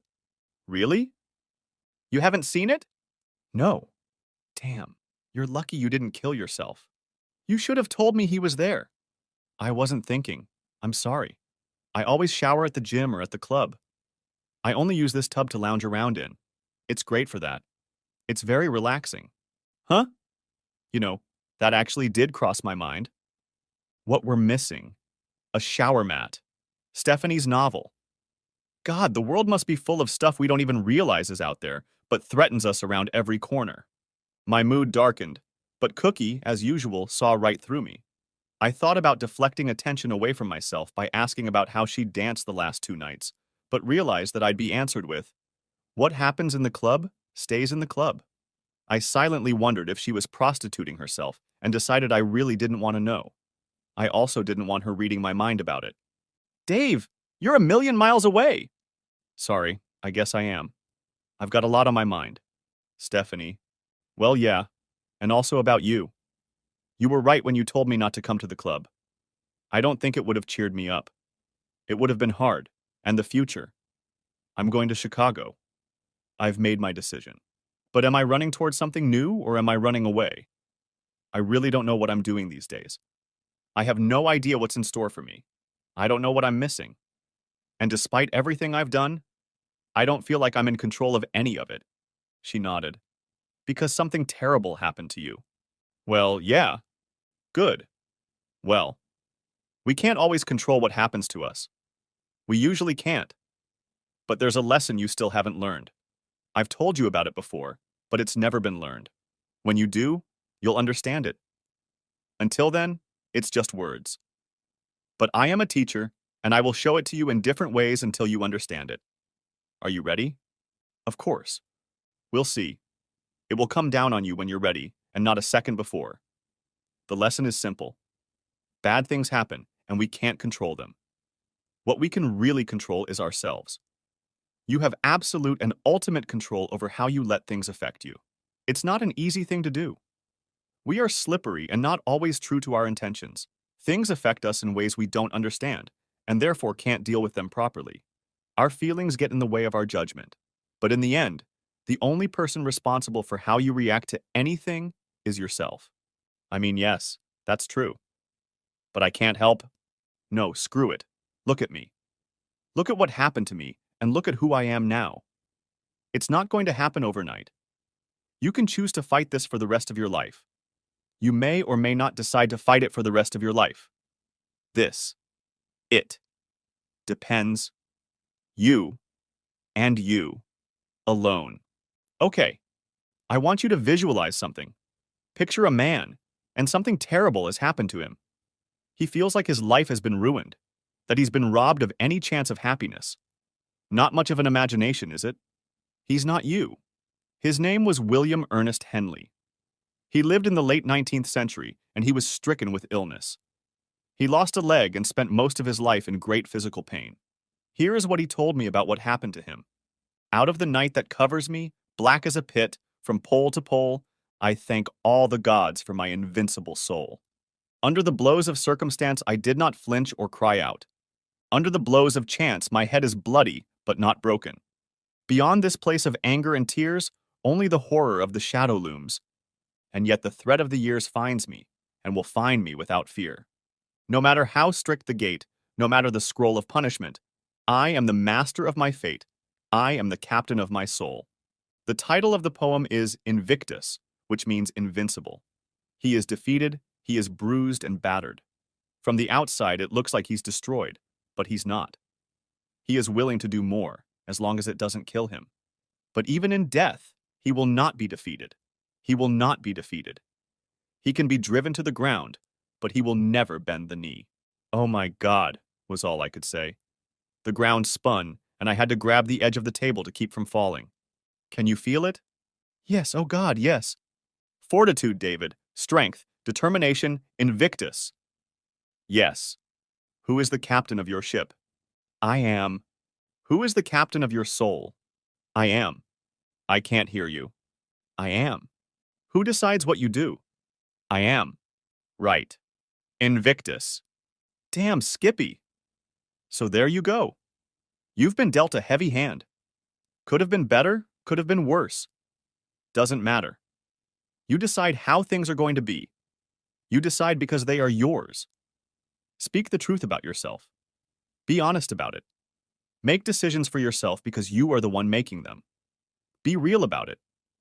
You're not selling a product to anyone, much less yourself. That's the way to live.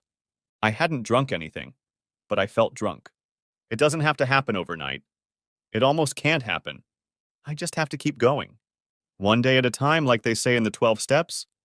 It's just, I don't expect you to just brush it off, David. I just expect you to keep going. Because you have decided to keep going. That's how you stay undefeated, no matter what happens. Like when Worf was captured by the Dominion and kept fighting in the arena with Jem'Hadar. DS9. Very good. I'm glad to be in the company of another dedicated nerd. I told you my head was full of this nonsense.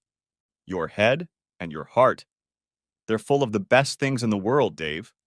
I spent the rest of dinner in a much better mood, and at the end, Cookie said, "Come with me." We were in the touristy part of town, near the arena and convention center. There was a small jewelry store, barely bigger than a kiosk, and she pulled me inside. Was she expecting a gift? What's your ring size, Dave? On your right hand, not your left. I don't know. Never mind. Here, they'll size you up. So they did. The old man had a stack of different-sized rings on a large loop, and he took my measurement while Cookie looked through the case. This one, she said, picking out a manly piece of titanium alloy. Not gold. Is that an engagement ring? You're doing the lettering, aren't you? While we wait. The guy answered in the affirmative. Good. Here's what I want. On the inside of the ribbon.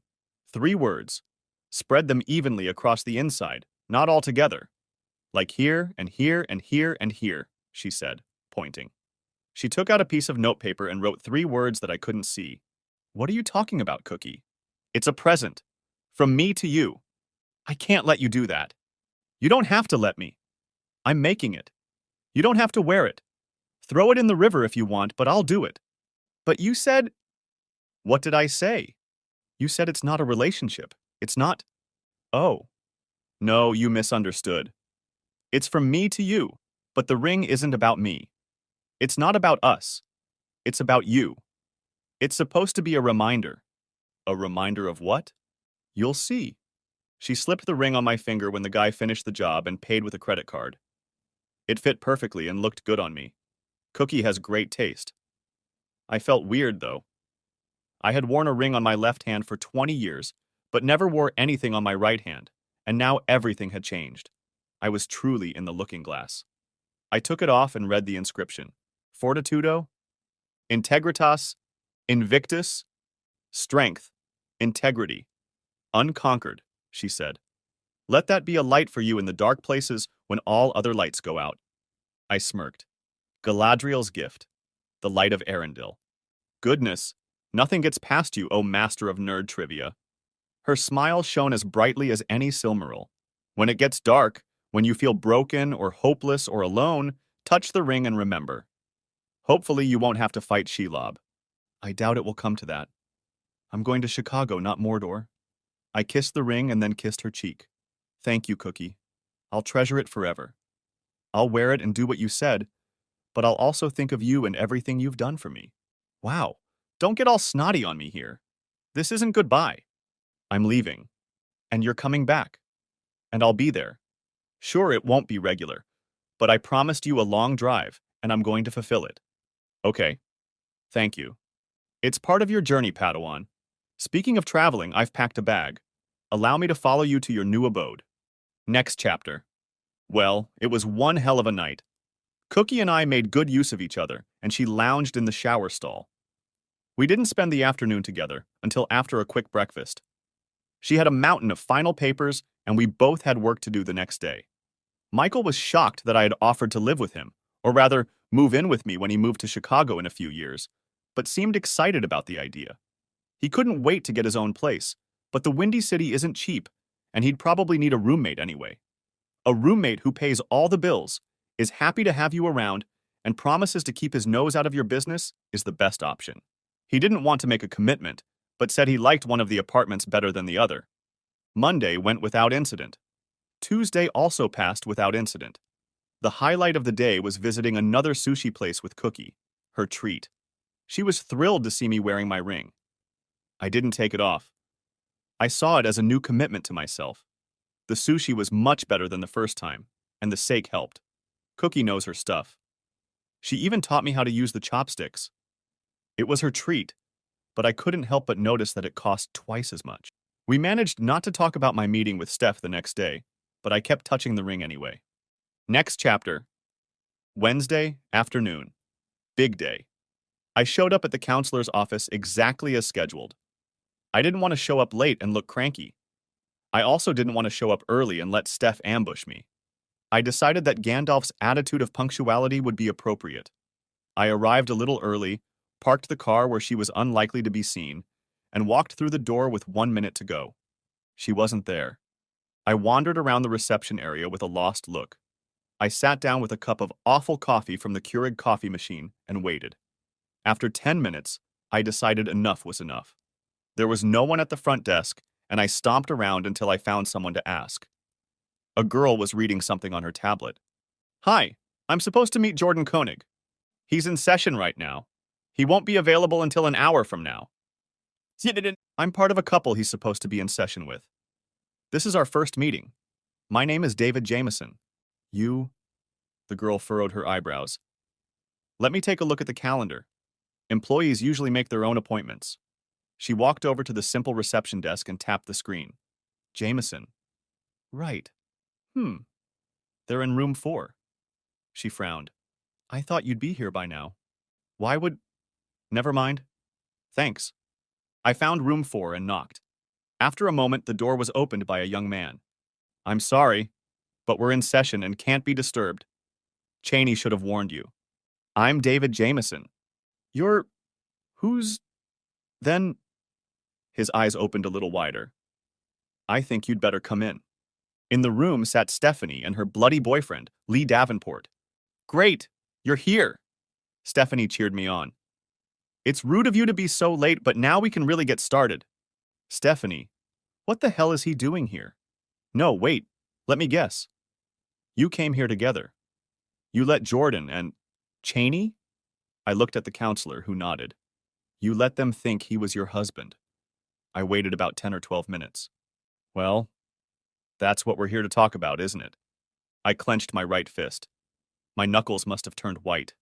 I relaxed and slipped my thumb between my fingers to touch the ring, a gift from Galadriel.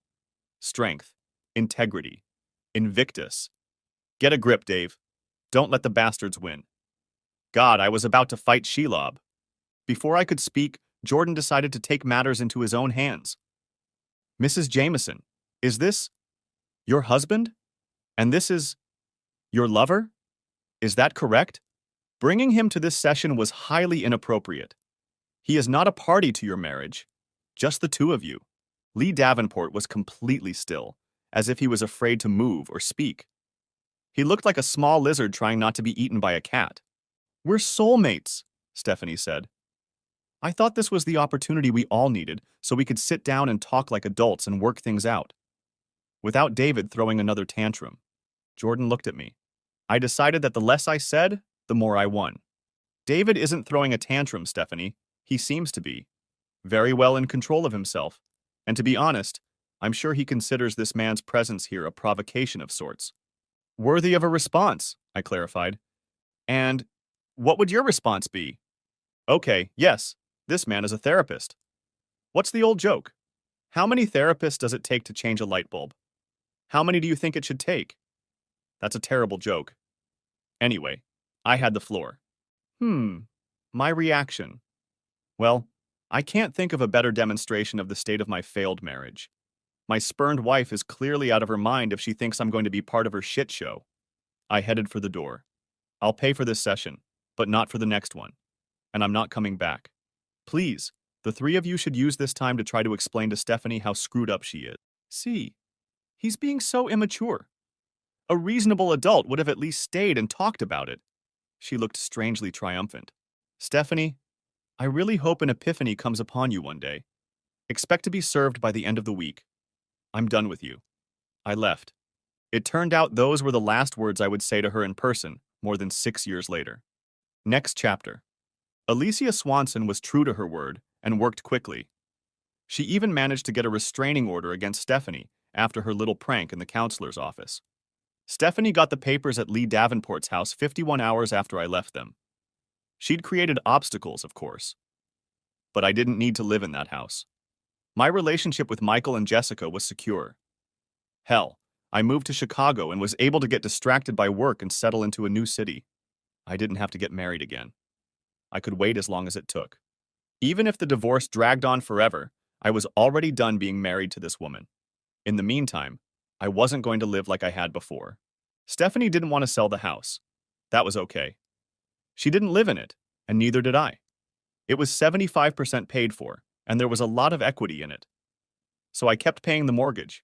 It was no big deal. She would have gotten custody of the kids if she could, but it was a moot point since they were already adults. Besides, they thought she was crazy. They pulled 23andMe genetic testing kits off the drugstore shelves and gave one to me just to get the screw you message to Stephanie. She wanted to fight. I didn't react or respond. In the end, Alicia was right. The cold, hard truth is that you can't stay married to someone who doesn't want to be married to you, especially if they are willing to go to great lengths to get out of it. This process took 21 months.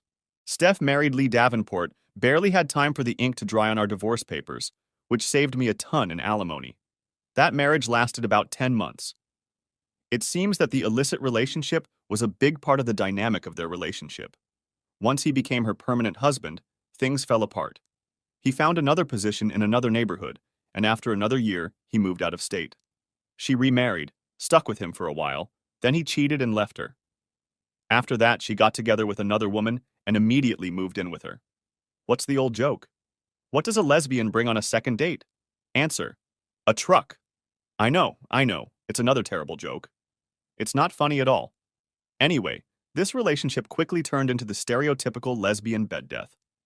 She now regularly cheats on her partner with other men and calls herself polyamorous, though I dare say most of her playmates don't see it that way. Moving to Chicago allowed me to move up a few more rungs on the corporate ladder, and now I'm seriously considering retirement.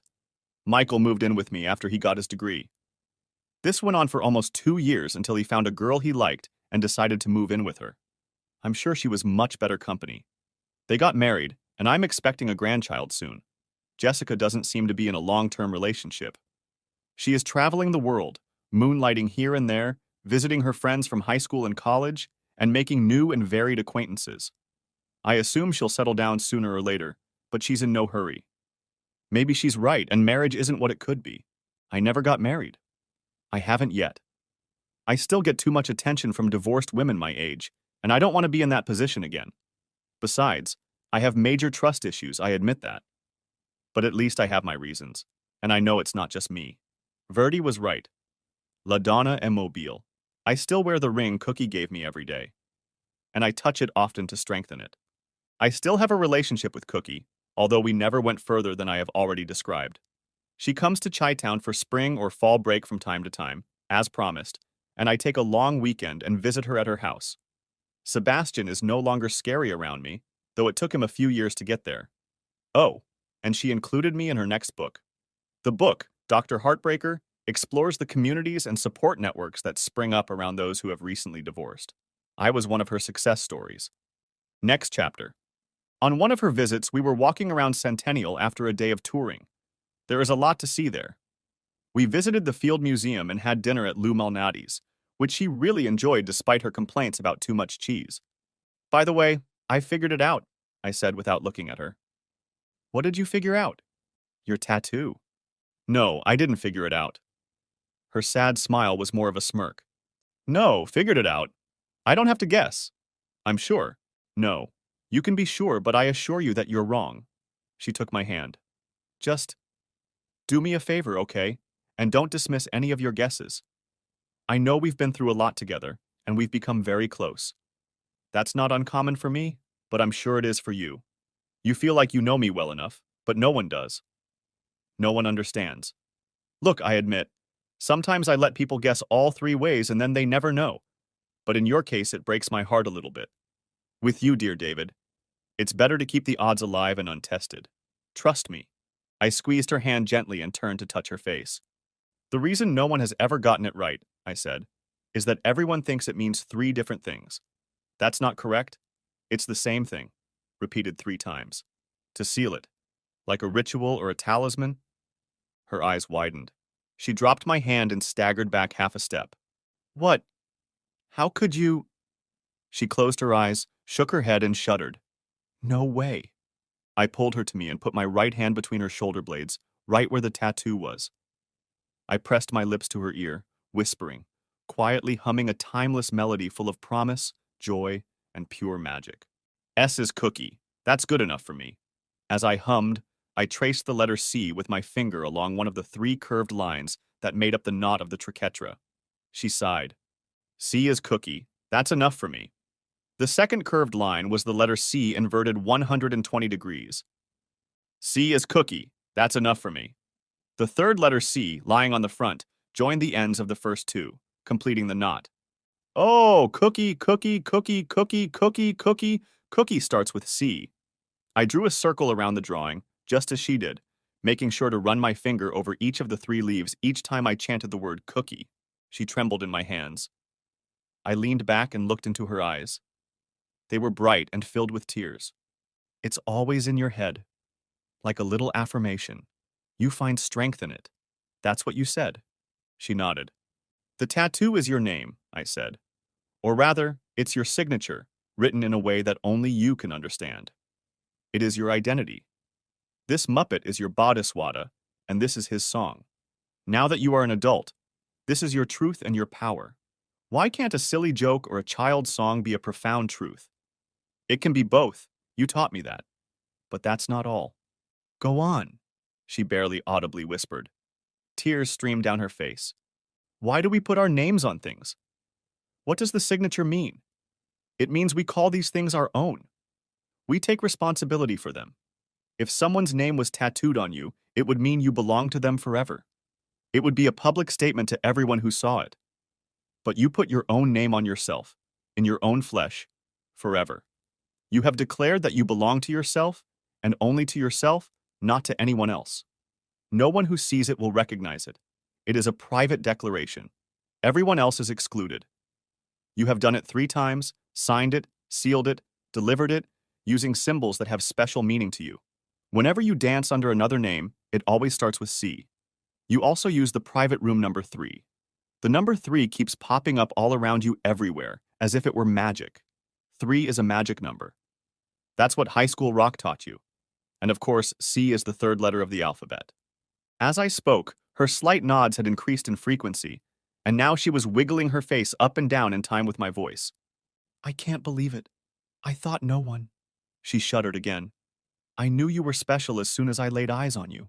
You'll never belong to anyone else, will you? You've said that so many times, but no one has ever believed you, have they? They think love is too strong, that the cultural demand for romance or your emotional needs or whatever will win out in the end. But in the meantime, you're just being stubborn, denying a part of yourself. I honor a part of myself, she said. You're right. No one understands that. They think I've succumbed to my trauma. That's how it started, of course. It's impossible to overcome what I've been through. There is no one else for me. There never has been. And there never will be. She looked at me as if she was looking through me. That's not just a negative. It's an affirmation. I belong to myself. Ultimately, every person belongs to themselves. We are in denial when we believe otherwise. The difference is that I know 100% that I'm good enough for myself. Yes, you really are good enough. And I'm glad you are, Cookie. There's no one else I'd trust with my friend. She broke down, completely in tears, crying her eyes out and hugging me like I was the last lifeline in a storm-filled ocean. "Thank you," she said after a few moments, and then a few more to gather her thoughts. "Thank you for understanding. Thank you for understanding me. And God, thank you for respecting him, for respecting me. That's what's missing. Certainly not in most relationships," I said. "I'm proud to be a part of it. And I'm proud of you." "Proud of what?" "You've made your life something important. You gave yourself a purpose. I worry that most of us never do that. We just cower and go about our business." "You're right about that. I think most of us are probably destined to just rummage around. Saving the world isn't for wimps." She snorted. "There's something I need from you, Dave." "You name it." "Anything. First of all, go ahead. I know you're going to be okay, but that doesn't change the fact that you're still going to get hurt sometimes. Just survive. Get well. Get well. And thrive. Whatever it takes. I'll help, you know. Others will help too. But you're ready now. You are worthy even if you don't know it yet. I'm going to need help too." "Of course. In what?" "Work. With work. It's too much." She looked up at me. "There are 20 goddamn tons of hearts broken every day in the world. Everyone's been hurt." "Well, I guess that's true. So I need you to do what I do. It doesn't have to be a lot. Just once in a while. Just enough to make a difference. For one person at a time, when it matters. To pay it back, you know? Or pay it forward." "Sure. How could I disagree?" "Yeah, okay, I'm in. What do I need to do?" "Just listen. Just be there for me. Just help people. Just like you reached me. Stay present to matter, even if they think they don't. Everyone needs to feel heard. Everyone needs to feel valued. Everyone needs to feel valued. You can do it, Dave.